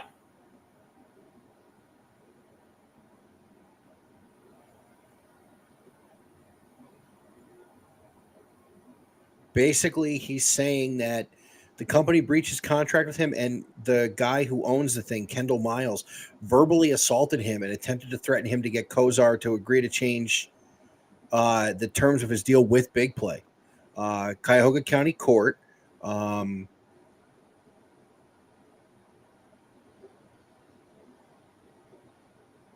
wow. The suit also said Kosar's contract guaranteed that Mr. Kosar would not be liable nor responsible for the amount of the wager, nor will be entitled to any winnings that may occur as a result of the wager. So basically, they wanted him to do it as a prop. The NFL and the Browns canned him, and now he wants his money. They ought to pay Burn. Pay Burn. Pay him. You fucked up. Pay him. Exactly. And I don't remember if it was 19,000 or 1,900, but it was certainly 19 something because that was Bernie's jersey. His number. Yeah. Speaking of Bernie, can I just tell you, I had the weirdest dream the other night. Do you remember when all the stuff about Baker came out that they needed an adult in the room? Here's why I say this. Was Bernie running after you and he was catching you, considering how slow he used to run anyway? Oh, Bernie could catch me on his worst day now. No, I had a dream that Tony Grossi got fired from ESPN because he was the one who said the Browns needed an adult in the room about Baker and gave the thing to Mortensen and said it was an inside thing, and because DePodesta quit and he did a tell-all about how they fucked him. I don't even know why I had that dream. Better dream would have been that Bernie came to you in a vision and told the coquinist story. Better dream would be Bernie coming to me in a vision and telling me about his days at the U. I don't think there's too many secrets left during that time period. No. But what? So what the fuck is Les Miles bitching about? Les Miles is suing LSU because LSU, when they had their violations and forfeited some wins, it officially now puts Les Miles short of qualifying for the Collegiate Football Hall of Fame. But it was on his watch. What is he bitching about? That it was actually, Les Miles is actually saying the voidance of wins was done without consulting him. That he was not part of the conversation with the university. Let me get this straight. Let's see if I'm following here. A guy who no longer works for them, who was in charge when violations were committed, is bitching that they took something away from him. Trying to pull up these specifics. He is suing the university over 37 vacated wins during his tenure from 2012 to 2015. The wins became significant as without them, Miles is just shy of the 60% winning percentage threshold to make the College Football Hall of Fame.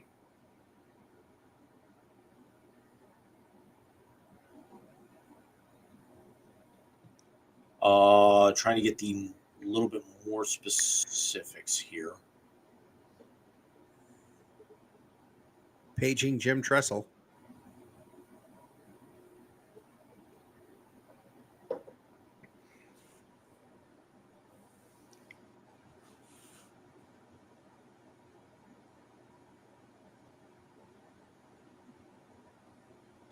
In 2023, LSU vacated 37 wins, and I'm quoting ESPN here, because of recruiting violations stemming from impermissible benefits paid to the father of a former player by a former booster. The wins coincided with the player's playing career from 2012 to 2015 under Miles, who went 37-14 during the stretch.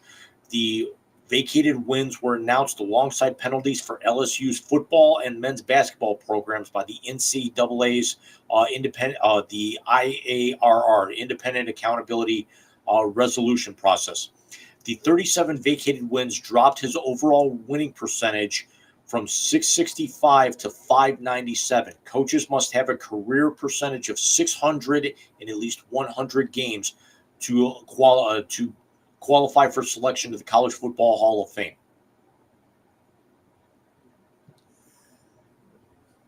So didn't he coach like shit at Kansas too? Yeah, he also had tenure at Kansas and Oklahoma State. And he's 70 years old, so I highly doubt he's going to come back for like 1 year to be able to push that up 0.03 of a point. 0.003 of a point, I'm sorry. He could apply for special exemption or but for the work that he did and the fact that he's got a national championship under his belt, I think he actually would be deserving of a Hall of Fame nod. I mean, they were Alabama before Alabama got where they are. He should have 2 titles because of the BCS was shit. He should have a second title. And that's the year Bama played them the second time after losing to them. In the SEC title game, yeah. Wasn't the SEC title game. It was early, it was a regular season game. That was the year that gave us the playoff because Bama lost to LSU. Right. Bama lost to LSU, and because of the computers, Ohio State won the Big Ten, West Virginia, who won the Big East, Oklahoma, I believe, won the Big 12. One of the California schools, either Stanford or I think it was Stanford because Andrew Luck was the quarterback, if I'm not mistaken. Stanford, I believe, won the Pac-12. None of them got a shot. And Florida State or Clemson won the ACC. It was Clemson because that was the year Ohio State played Clemson in. No, it wasn't. No, that was Oregon won the Pac-12. Ohio State won the Big Ten. That was that Rose Bowl with Terrell Pryor. But because of the computers, Bama got a second shot at LSU in the national championship, in the BCS championship game, and steamrolled them, but shouldn't have been in the game. Bama played one game inside the top 10 all year and lost. Sounds like a Nick Saban thing, doesn't it? Play one game inside the top 10, lose, and still somehow get a chance to play for a national championship. That's a Bama special. Which now could be an Ohio State special, who actually took a Division I opponent off their schedule and replaced him with a Division II. Who'd they take off their schedule?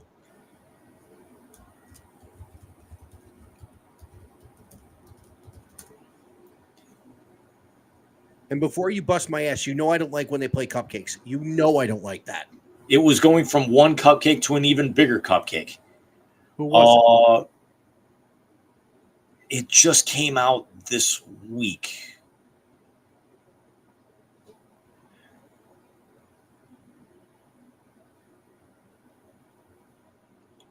They yanked UConn off their schedule for Grambling for 2025. Now, granted, UConn's not very good to begin with, and Grambling could probably beat UConn, but it's still the fact that you pulled off a Division I school for a 1AA. You know why they did that, right? 25 starts a home and home that everybody wants to see. I think it's 25 that starts either Texas or Alabama as a home and home. I think it's the Texas series. Yeah, so that's right, because 25 and 26 is Texas, 27 and 28 is Alabama. Yeah, you can bitch all you want. They're going to go to Tuscaloosa, and they're going to go to college to Austin. I don't give a fuck who they play outside of that. And I think it's in 25. Not only do they go to Texas, they go to California, and they play in the Coliseum against USC. Yeah, but they've done that before. Not in the Big Ten.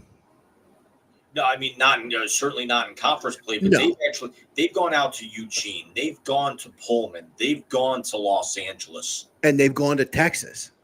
They played Vince Young in Texas. Yeah, and they've been to Austin. They've been to Dallas. They don't go south. They've been to Norman. They have been. That was a great game, dude. And then the next year, Baker plants the flag. If you think about it, the Blue Bloods, they've played them all in the non-conference. They have. And obviously the Penn States, the Michigans, those guys, they played in conference. So, yeah, playing Grambling, dude, can you imagine the halftime with the fucking bands? Holy shit. I was behind a guy the other day who had Ohio State band alumni on his license plate cover, and sure enough, what was on the bottom? Script Ohio. TBDIT. The best damn band in the land. Yep, and it was the acronym for it. Nice. But seriously, as a band enthusiast, because when I went to see Haskins, that was alumni band weekend. Because this one time at band camp. Dude.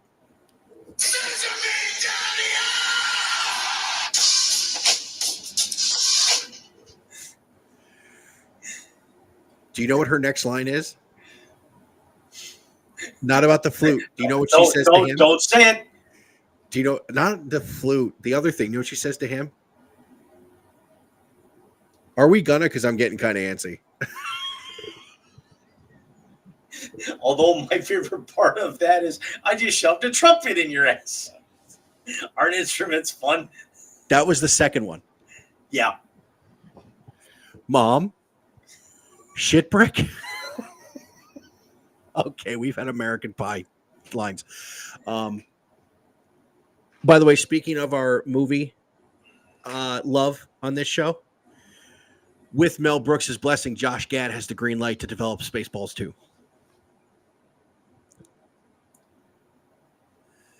With a good chunk of the original cast returning. Shut up! Shut up! Shut up! It's going to ruin it. Yeah, well, History of the World Part 2 was apparently shitty too. Anyways, and Trevor Bauer is the one I brought to your attention before we went on the air. Yeah, what's going on with Captain Doors?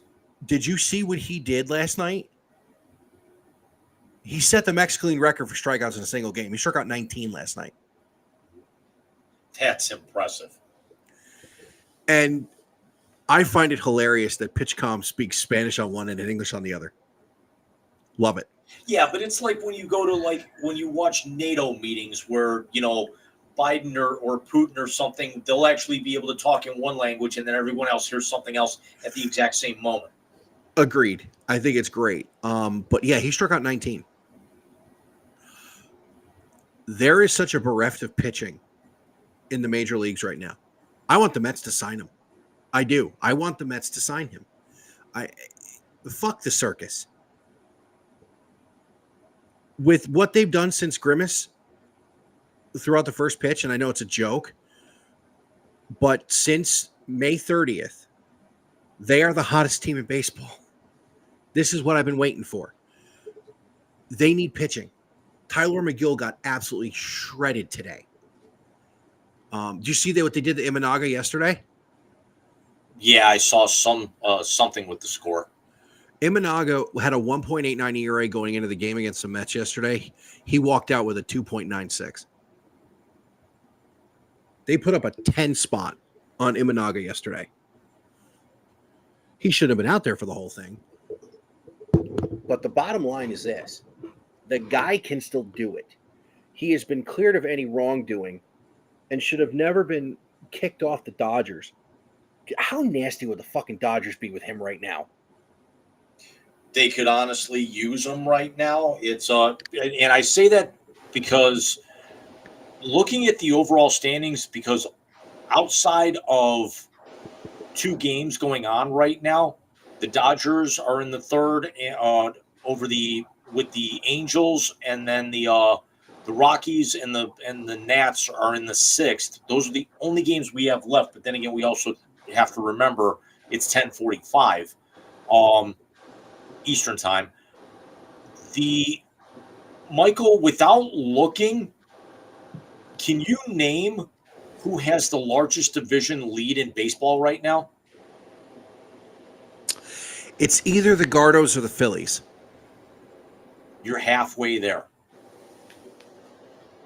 The Guardians and the Dodgers, as it stands right now, are both 7.5 up in their division. The Phillies are 7 up. Or 7, okay. Because the Braves lost tonight. Aaron Judge has 28 bombs.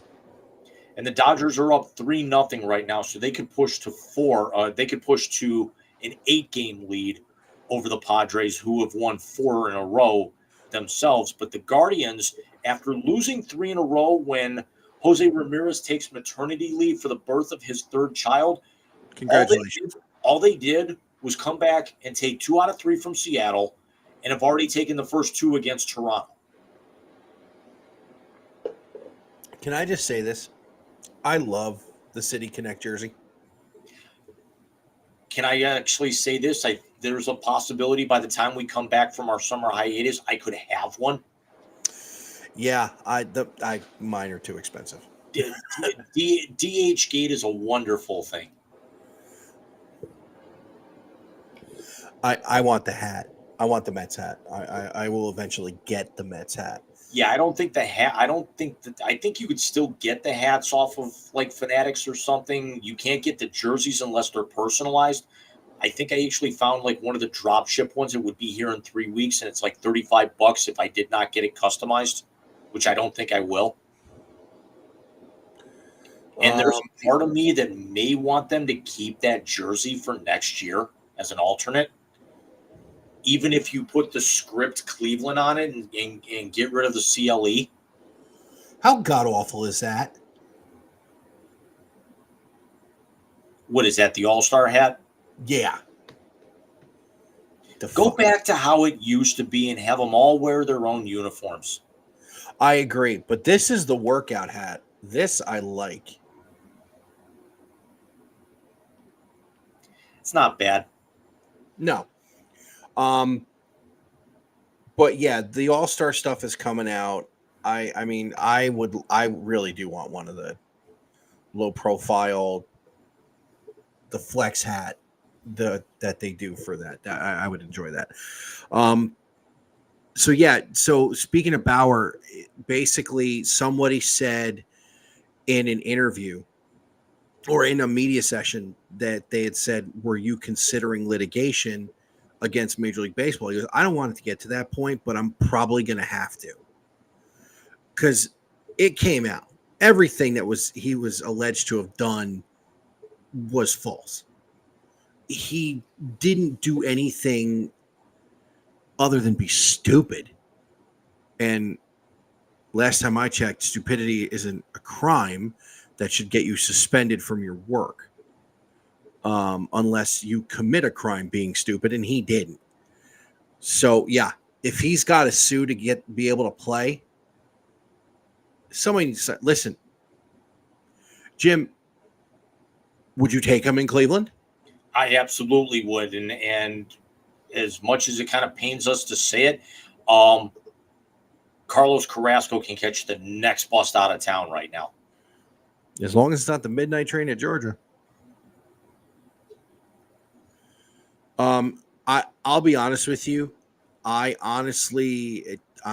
a little sad for Cookie because I happen to like Cookie. But yeah, he's got to go. Bauer would be lights out there. Why not? But yeah, everybody and their mother's suing people. And then, did you see the NFL one? Did you watch the McAfee thing I sent you? No, because I don't at this particular point, I think I might be completely done with him for good, regardless of what it is. No, this is a good one. So Mike Florio was on there the other day, and apparently, and Mike Florio's a clown. Not saying he's not, but he's the only one talking about this. The NFL is being sued over the pricing structure of the Sunday ticket. I did see that, but I mean, unless I want to watch Bills games, I could care less. There's also international, like you get a VPN and you can work around it. But that's just it. What the suit alleges is that they are doing this to steer all the business to Fox and CBS, as opposed to letting guys watch. They're pricing, getting the package out of normal people's price range. Apparently, they have in Discovery the emails and proposal from ESPN for direct ticket to be $70 a month. Or I'm sorry, $70 for the package. For the season? For the season, where you can pick and choose. Not where you have to buy, like you can buy a package based on the Bills. I could buy one based on the Browns or the Jets. Yeah, the NHL does that type of tier system, is that I could pay, I want to say it's well, it used to be before they moved to ESPN Plus that I could actually pay like $69 for the entire season if I just wanted out of market Blues games, or I could pay $129 for the entire league minus local blackouts. Yeah, but you're talking the the Sunday ticket's like $300. Yeah. And now it's only on YouTube. So you have to have YouTube TV in order to get it. So you got to pay for YouTube TV every month, and then you got to pay for the fucking package. Right, and YouTube TV is $82 a month. I want to say the one Nick has is $65. He might have been grandfathered in, because if I were to sign up with it now, if I were to dump Spectrum and go with my cable bill's going up $15-20 a month. Gotcha. I'm lucky he signed it on my TV, so I'm able to watch. That's what I had. I was watching Tennessee and Texas A&M on. But that's interesting. So very quickly before we go into band practice, we were going to touch on a little bit of a thread count last week. We're going to cut a lot of it short, but we do have actually some news that's come out in the last few days. And we now have official new looks for the Anaheim Ducks, the Los Angeles Kings, and the Washington Wizards just dropped a new statement edition jersey within the last 2 days as well. Ooh, do we have pictures? We do. Yay. First, let me actually throw up the Kings are trying to take what's old and make it new again. And thank fuck. Why? Why not? Gretzky's not there. I understand that this is their most popular look, and if you look at it, they've got the home plate outline, from the current one, which actually evolved out of the original. That font for Los Angeles is a joke. The updated crown is a joke. That crown looks like something on one of my relatives' dashboards. I think that this is trying to take anything old and make it new again, especially when you've gone so forward with the Kings designs as they've been the last 10 years. I think turning it around and going backwards like this, it's going to work out one of two ways. You could either end up doing it could actually work. Let's see what the jerseys look like when they're debuted at the draft next week. Or you could actually end up hitting a home run like when the Sabres went back to their older design, kind of making a couple of little tweaks on it, because this was not the original design from the 70s, 80s, and early 90s before they went black and red. Or you could basically throw a newer type crest on an older style jersey, and it's going to flame out horrifically. Well, I mean, listen, anything's better than the chrome crap they were doing last season. But by the way, just so you know, Luc Robitaille's not there anymore either, and this is still an upgrade in my opinion. Yes, I threw out Luc Robitaille. I mean, Jonathan Quick's not there. Dustin Brown's not there. Anze Kopitar's only got a couple more years left in his tank. I thought you'd be impressed that I threw out Robitaille, who was there with Gretzky. I'm very impressed. Thank you. We move from the LA Kings.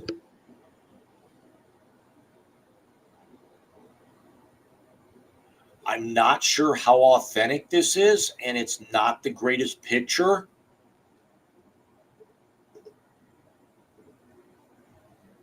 The Ducks are back. Quack, quack, quack, quack, quack, quack, quack, quack. Sorry. So the biggest change that you can see is that now orange is the primary. So the eggplant and teal is gone, and they've taken the old look and they put the new color scheme with it. Yo, that duck looks fucking angry. With the orange and the gold. That duck looks fucking angry. That's the one. That's the big difference with this one. Is the old one, there was no colorization to the eye and the mask. That's pretty cool. Jim. And kind of the other little tweak that I like to that is the old gold, like the penguin style gold in the curved triangle around on the crest. Yeah, and it's a little. No, I like that too. It's a little bit of a darker orange, almost like a Flyers orange. Yeah, it's definitely not a Mets orange, which is the orange I'm used to. Yeah, it's like a burnt. Yeah, it's definitely a burnt. Do you remember the first time we saw the old Mighty Ducks jerseys? Cake Eater. The second one. Yes. By the way, I would love for them to do a throwback night and do the original Ducks jerseys from the first one. I think they did those last year for the 30th anniversary. The Charlie Conway one. I want that jersey, by the way. Yeah, those I want to say that they may not be able to, because I want to say that that's a Disney thing. Didn't Disney own them? For a while, and then they sold them off. I would still, for nostalgia purposes, let them do it. Yeah, there. You know how you got the Shane Falco and the Al Bundy jerseys? Yep. There are a couple. I want a Charlie Conway, and I want a Kelly Lee Chico's Bail Bonds Bears jersey. Trying to think if there's any other novelty. Maybe a Doug Blatt jersey from Goon. 69. It's hilarious. Is that number available? So we've got two more quick ones, because I just actually thought of one. But this is the new, even though it's folded a little bit, this is the new Washington District jersey. I like that. I do too. And yet, with all the different uniform and alternate combinations in the NBA, 95% of them are straight trash. I like this. I do too. I like this one almost as much as I like the Charlotte jerseys. Yeah, but you like that one for a whole other reason. Didn't say I didn't like it. I just said it, I like it for a reason. We're still getting legs on that joke. I mean, it's 2 years old and we're still getting legs. It's almost 3.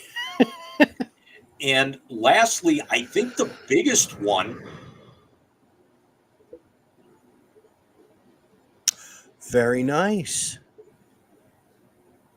So the logo and the team name is not official, but the colors are. So they will be going with sky blue, black, and white. There were a lot of people that thought that they were going to actually model themselves after the new Utah Jazz jersey, where the Jazz went. That would have been sick. Purple, and then black. So now they brought black back into the equation. And we were going to bring it up last week, but those new Jazz jerseys are sweet. They are. They really are. I like those. I don't like many jerseys of not my team, but there are a few. The Jazz ones are one of them. Now, and again, I'm a fan of the City Connects that they've done for the Cavs over the last few years. And those are the official word marks for the first year in Salt Lake City. I got to say, that tertiary logo in the center on the bottom, that's going to be the shoulder patch. I like that. I'd like that. I do too. Around when they actually have the new identity. I do too. Remind me to tell you something when we're done. I won't say it on the air. It's kind of like the typed in joke where you yelled my wife's name. I won't say it on the air. There have been multiple ones of that. Yes, there have been. Oh, hey, well, I'm thinking about it. So Willie was the only person we invited on tonight for 75. Alex was also invited on, but it is his wife's birthday. So happy birthday to Mrs. Ruiz. I don't know how old she is. I don't even pretend to guess. But happy birthday. Happy birthday, Mr. Ruiz. If you watch this or listen, happy birthday to your wife, and we'll see you in a few weeks. Hopefully. We will. Yeah. I have a feeling. So, James. Is it more than a feeling? Wait a minute. Blue Swede or BJ Thomas? Which one? Well, that's hooked on a feeling. Never mind. And Marianne can go scratch. How about that?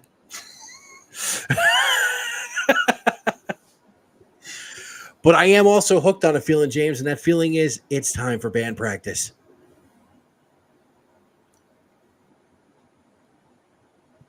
Would you shut up and just push the button already? No, God! No, God, please, no! It's the YC Translator on the Wise Guys Sports Show. I'm forever unclean.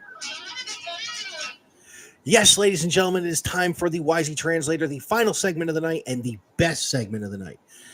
As always, James and I will give each other names and or things in or out of the sports world, and we will throw the first thing that comes to the top of our minds out at you guys, and there have been some epic ones.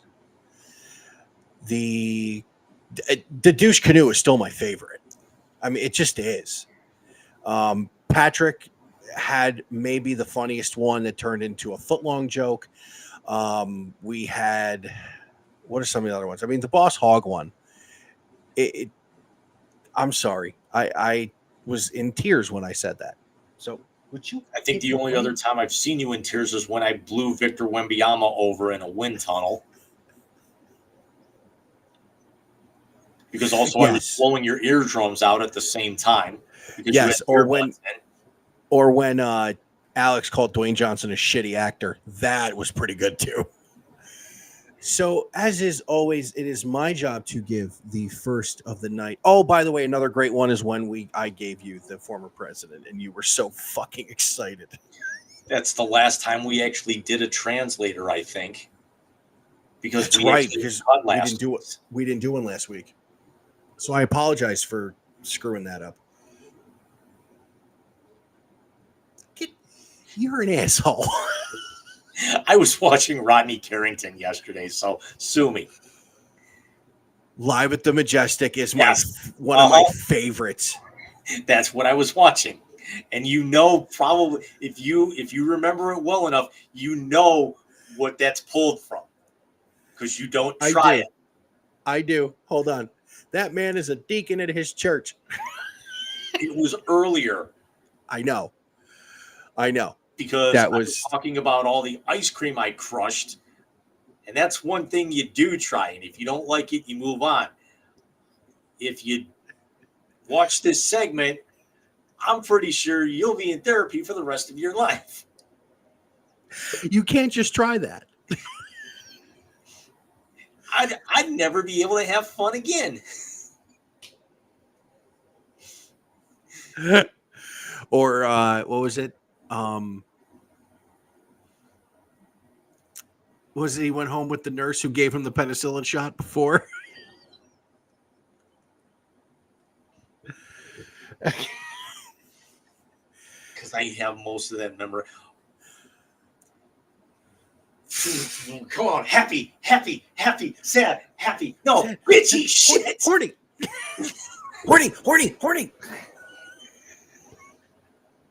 So we've both obviously seen this. Dude, have you watched Razzle Dazzle yet? Speaking of, not yet. It's Kreischer. Just that one scene. I play it over and over again because when I ever need a laugh. He buys 660 of the 700 raffle tickets. And he wins all the prizes, and he's going up to get one, and they're at a wine tasting for the school, a fundraiser, and a parent says a little too loud, "Who the fuck does this guy think he is?" And the bartender yells, "He's the fucking machine." I'll actually, if I ever want to laugh, I'll go back and watch the original Machine. Oh, and then watch the McAfee clip too, when he talks about when he went to the strip club. That one's legendary. Oh, God, yes. Because he's told that story so many different times on so many different shows. And the funny thing is that when he first told it and posted it, there were people from his class who were like, yep, this actually happened. Yep. Every time like somebody re-uploads like one of his stories or something, there's always somebody chiming in who actually says, yeah, I was there. This is legit. Oh, my God, yes. So speaking of being there and being legit, James, your first name in tonight's Wisey Translator can go one of two ways. Matty Tkachuk.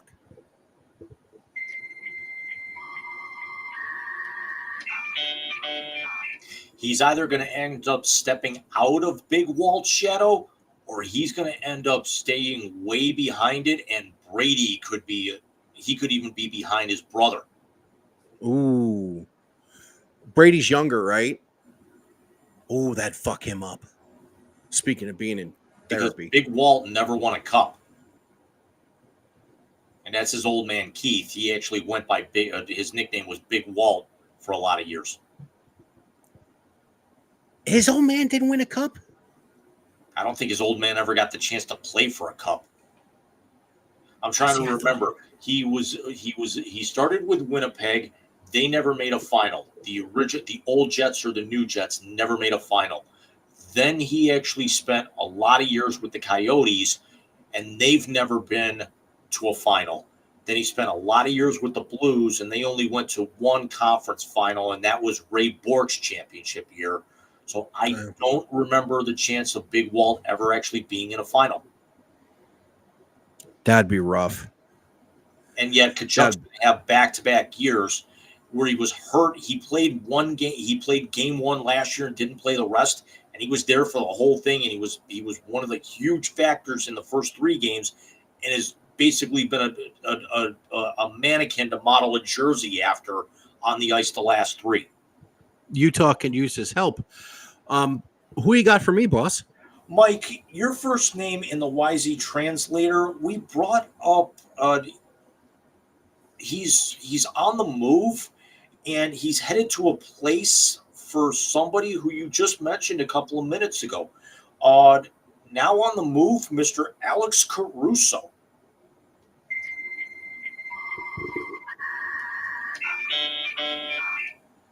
Why in a Memphis jersey does he look like Elmer Fudd from the first fucking Space Jam movie? And and the fact that they bring Josh Giddey back, I mean, it's pretty rare that you get a 1-to-1 with this level of star power that both teams could benefit from. Absolutely. Alex Caruso is a great player. He is, in my opinion, somebody that our Cavs could use. He's gritty. He's tough. I mean, he still has my personal favorite reaction of anybody when he skied in over somebody and that entire bench lost its shit. But he plays both ends of the floor well. Unfortunately, in that he does look like Elmer fucking Fudd with the thing on. I mean, I can't talk, but still. But I'll tell you this much, for Josh Giddey coming back to a Bulls team that's rebuilding, and Alex Caruso now with an all-star under his resume going to the with SGA going to the team that took the top record in the Western Conference this past season. Very few trades in any sport are ever beneficial for both teams. This is one of them. We've talked ad nauseum above the Lindor for the Lindor trade with the Mets and the Guardians, how that has really worked out for both teams. The ancillary pieces went away, and the two guys who stayed are now cornerstones. Has there really been one in football?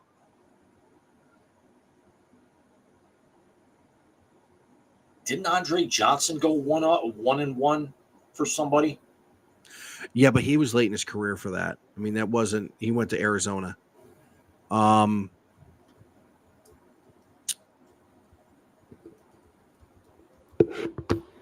Why do I think Buffalo has one like that?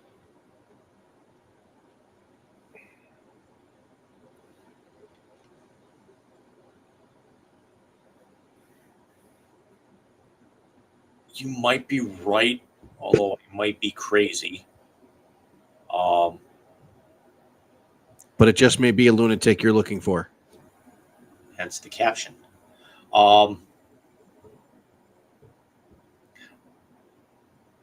And to keep the joke going, turn out the lights. Nice.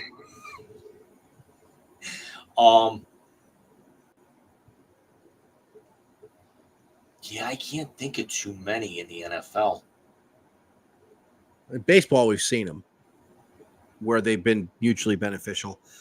But anyways. Hockey, you get it a little bit more, but you never get one of although there were a couple of big, I think there was a pretty big trade earlier this week that the Kings sent Pierre-Luc Dubois to Calgary for Jacob Markstrom, the goaltender. That'll end up paying dividends for both teams. Or was Dubois? Dubois was shipped. I can't remember if he went for Jacob Markstrom. There's part of me that wants to say he might have gone to Washington for Darcy Kemper. Either way, it gets a solid netminder for the Kings, and somebody definitely benefits of a guy who's kind of tried to resurrect his career in recent years after the Columbus thing, flamed out for him. Yeah, no, it's. I think you'll see it more in the NHL and the NBA, where in years to come that you're going to get these 1-for-1s that'll work. Baseball's been doing it forever. So, James, your second name in this evening's Wisey Translator. Yeah, I'm going to go here. Max Scherzer.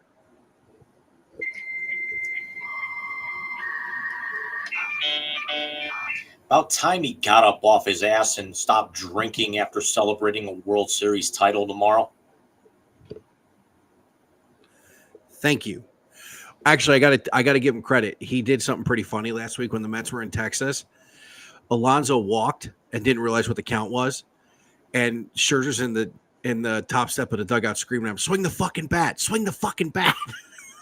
And Alonso looks over, didn't know who it was, sees it's Max, just put his head down, starts shaking his head. He's a good dude. He just needs to throw. I actually, with the College World Series, because my Gators got to the Final Four, and also my Lady Gators got to the Final Four in the Women's College World Series as well. I didn't actually, I saw a video on the College World Series website of the 10 longest home runs in history, and Alonso's got 5 of them by himself. Yeah. I want to say his senior season with the Gators, I want to say he hit a 429, which is the longest home run in the history of Omaha. Yeah, he hit the longest home run in the history of Omaha. He also has the longest home run in the history of Target Field. Week after the All-Star Game 2019, Mets are in Minnesota, 3 rows from the top of the ballpark. Yeah, but that place is I could piss over that fence. No. 3 rows from the top of the entire fucking stadium in the third deck. Like I said, I could piss over that fence. That's like hitting it up on the roof in Old Tiger Stadium. No. Target Field's bigger than that. Probably not by much.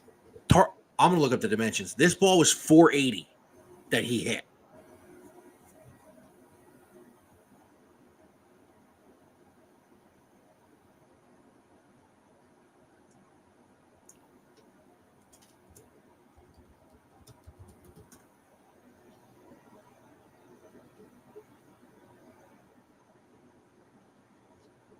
.339 to left, 377 left center, right center 367, right field 328. Okay, that's so short. He hit it to left center, which is nearly 400 to get it out, and he was 3 rows from the top of the entire damn thing. Not second deck, third deck. Yeah, but didn't one of my Cardinals, I want to say 4 or 5 years ago, hit a ball in Milwaukee that hit all the way up by the slide? I'm trying to remember who that was. I can't remember if it was because Albert hadn't come back yet. I don't think it was Bader. Dylan Carlson hadn't come up yet. Might have been Tyler O'Neill. Might have been. I want to pull out a picture of the ballpark. Okay. So if you go to the Twins website, they have a header of Target Field. You don't do it now. But this was the second section from the line, 3 rows from the top. So at least 350 just to get it out of there. It was a hanging slider. That ball was hit a mile. You got to watch the new Momentum. They're playing actual baseball. And by the way, Cole left the team. He left Momentum because he's focusing more on his Twitch streaming. Oh, very nice. It's still Tosh. It's still Sim. Marika's there a lot more. So, I mean, they've got other people filling in. You actually see Kristen getting involved a little bit more with, on-camera stuff, but not actually partaking. Trev will be there. And the thing is that when Trev goes on the road, Kevin, Live Small Bunt the Ball, is his personal videographer and video editor. Oh, nice. So when Trevor's back in SoCal or Arizona, wherever their main facility is located, Kev's back with them as well. Yeah, I think it's SoCal because I know he just did a picture, Sim did with his daughter. They hit 700,000 subscribers. But they played a baseball game with a new illegal drop 5. Stop it. It was hilarious because now the bat got banned after all the kids in the Little League World Series started using it. Well, it's Perfect Game that banned it. And did you see it happen in Atlanta last week? No. A coach in a Perfect Game travel tournament knocked out an 80-year-old volunteer umpire? My hockey mom can beat up your soccer dad. My baseball dad swings at elderly people like he's Pedro Martinez and fucking Don Zimmer. Michael, who you got for me to close it out there, sir? Your last name in the YZ translator tonight, you went my direction, and I'm going to lobby a softball here, but I really want to hear your thought, and he's been brought up quite a few times tonight. C. McD, Connor McDavid.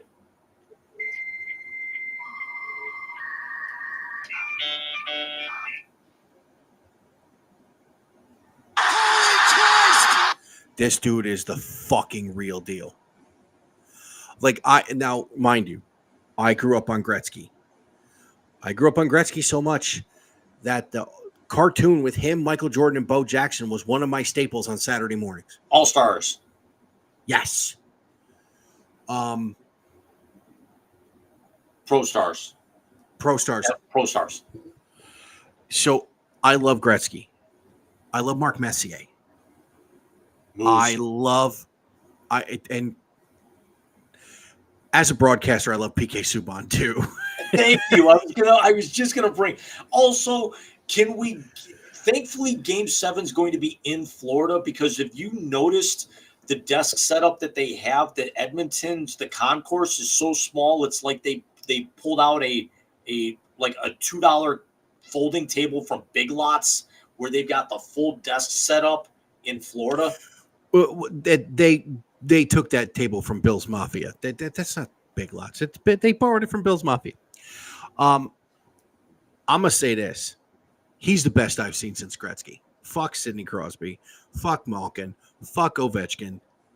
All of them. He is the best I have seen since Gretzky. Here's one other thing we didn't bring up during our conversation about which is the bigger choke. Edmonton is 48 hours away from not only playing for their first Stanley Cup championship since 1991, they're playing for Canada's first title in 31 years. Did you see what happened the year after Montreal won the Stanley Cup? The Rangers. No. This year, Gary Bettman took over as commissioner of the NHL. Yeah. Gary Bettman is now overseeing Canada winning a Stanley Cup. That reminds me of something I was watching on Twitter. Mary Santora had a recent thing that they went to a funeral for her boyfriend's 99-year-old aunt. It's like, you realize how old that is? She's older than toasters. Sliced bread was invented after Betty White was born. She grew up in an era where they said, "Oh, well, bread's just going to be soft, I guess." Nice. Real quick before we wrap up, it is 9-5 Texas A&M, bottom 9 in Omaha. Aren't they going for their first ever national championship? I believe they are. And I was shocked Tennessee was the number 1 overall seed. That was 2 or 3 SEC teams in the World Series. Florida, Kentucky, and Tennessee. You would think it was a basketball tournament. A&M's in the SEC. A&M's the. No, they are. That's 4 SEC teams. Yeah. By the way, you brought up Florida Lady Gators making the College World Series final in softball. How about Oklahoma 5 in a row? That's just absolutely disgusting. And yet what's funny is I actually I was watching momentum videos most of the afternoon, and I saw where Paige was dicing them up. And what's her name? Erica Alo was playing for the Bananas. Yeah. I did not get picked for the lottery for the Bananas next month or August. Yeah. I got to ask my sister. Although she's got enough on her brain right now. I would have loved to have gone with, and I'm not going to name names here, but you know who I'm talking about. I would have. Yeah, I think that would have been a nice time. Because it's the Bananas. It's fucking great. But there's still, there's Guardians games, there's Captains games. I'm telling you, a Captains game would be fun. because it's not too far between where I'm located and where this person's located as well. I mean, Eastlake's kind of intermediate, I would think. Yeah, no, it's right in the middle. Or close to, and plus, Jim, Biagio's. Biagio's. Biagio. I was on Monday. There was Dave's Cosmic Subs next door. Oh, you're killing But they were me. closed by the time I left. We have a place down here called Larry's Giant Subs. I've heard of them. Yeah. Gluten-free menu. One of my customers down here runs one. She said that in her store, they actually wipe down, glove up, go to the gluten-free stuff, and then resume. And I'm like, this needs to happen. They have a Cuban sandwich that they do, James. Why am I getting the idea of, I don't know why this popped into my head, but why am I thinking when you said that they wipe down with and go to the gluten-free and all that, why am I thinking of the Married with Children episode where they're on the fat cruise where they herd them all in, and then there's the clothing optional everyone? You're wrong. That where Vaguely. The super hot entertainment director comes in and Al goes, Jefferson, I'm dreaming, pinch me. And Jefferson just smacks him right through the face. I said, pinch me, not punch me.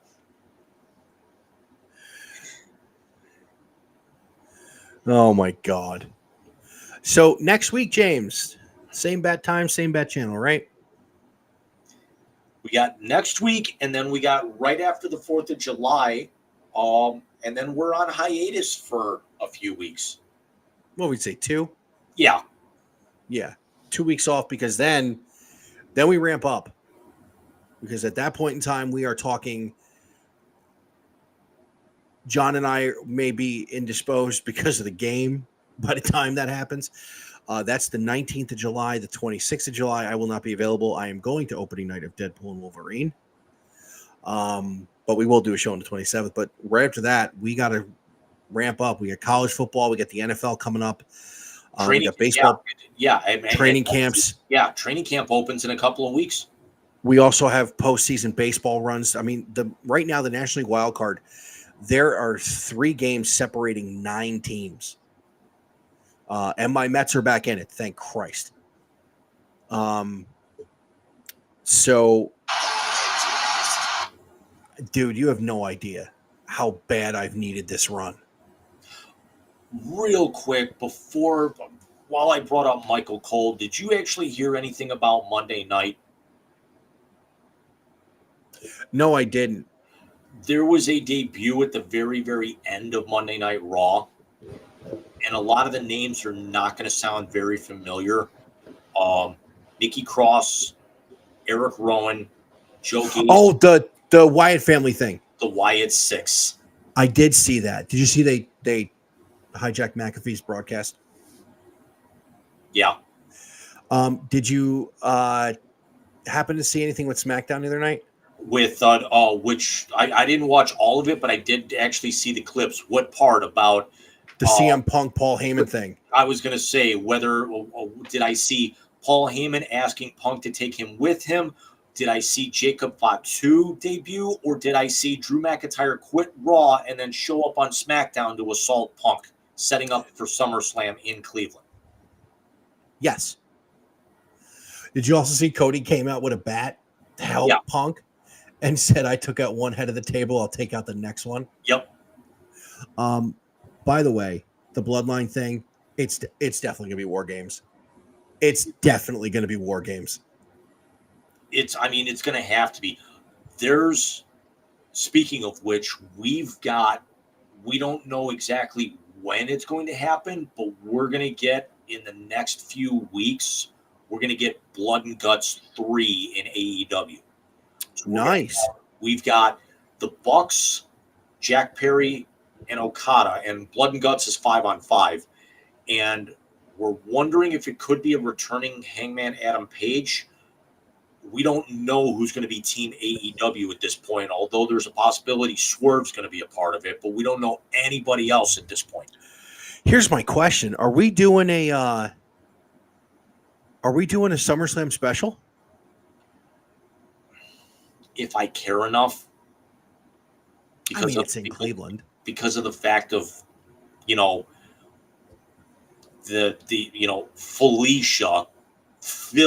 Isha is going to be in one of the main events because it's going to be a 2-night thing. Really? From what I'm hearing. Wow. I still find it hilarious Joe Hendry was in NXT. Have we ever figured out who he is?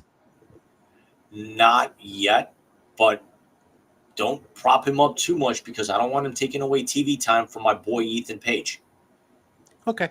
One other thing I've actually heard is that when they're ready to return, finally, I want to say there's a possibility of a sixth member of the Wyatt Six. Lexi Kaufman. Who you know is Alexa Bliss. That would be interesting. Abigail. That would be interesting. Speaking of interesting, first and third, 1 out in Omaha. Tennessee's making a comeback. Let's see what happens. I could care less about either of them. You know what though? It's still college baseball. It is. It's entertaining.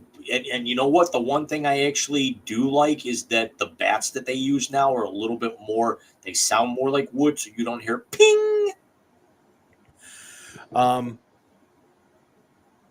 Here's a question. So Condon, the one who won the Golden Spikes, is 4th all time in home runs in a single season in college baseball, ever. Former Cardinal Lance Berkman is 1 above him.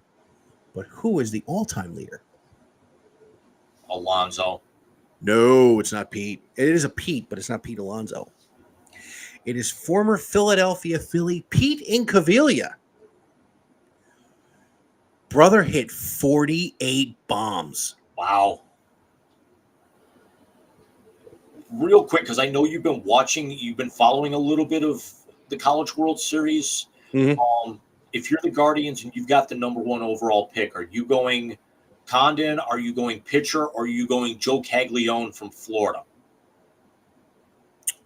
And I'm not saying that as a Florida homer because the boy can pitch and also sock 30 bombs this year.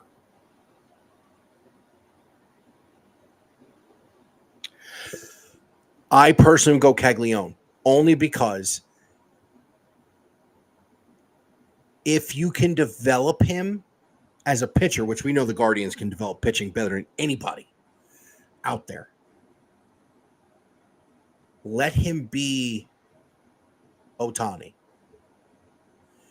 Because now what you'll have 6 years of a guy who can pitch and DH.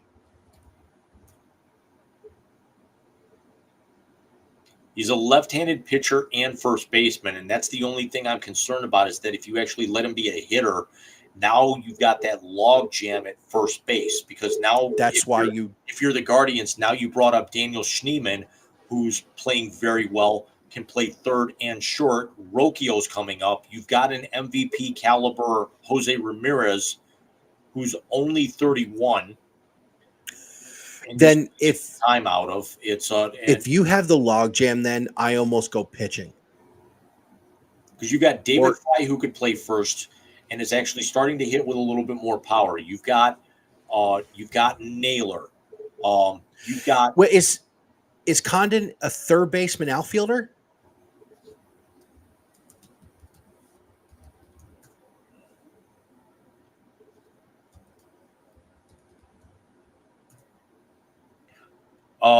He is a third baseman outfielder. I kind of like him because you could put him in the outfield because you're certainly with the fact that he plays the left side of the infield, you're not going to move Jose off third and you're not going to move Brian Rocchio off a short. Well, he's not a shortstop. Right. The thing is, can Stephen Kwan play right field? I want to say Kwan's in left just because of how well that Tyler Freeman and why can't I think of his name right now? David Fry. Oh, and David Fry also plays in right as well. Ball game. Texas A&M wins game 1. Game 2 tomorrow. I think so. Give me something to do because there ain't shit on TV at all tomorrow. I'll be out and about. So we will see you guys as we hit 2:34. We will see you guys next week on Saturday. And have a good rest of your week. And please, whatever God you pray to, I don't want to do another in memoriam at the beginning of the episode. It's getting fucking depressing. It is. And let the rain come, please, because we want to shut our air conditioners off a little bit. Please. I live in South Georgia. That thing stays on year fucking round. It's going to be nice not to have the ceiling fan or the air conditioner running tomorrow for the first time since probably Father's Day.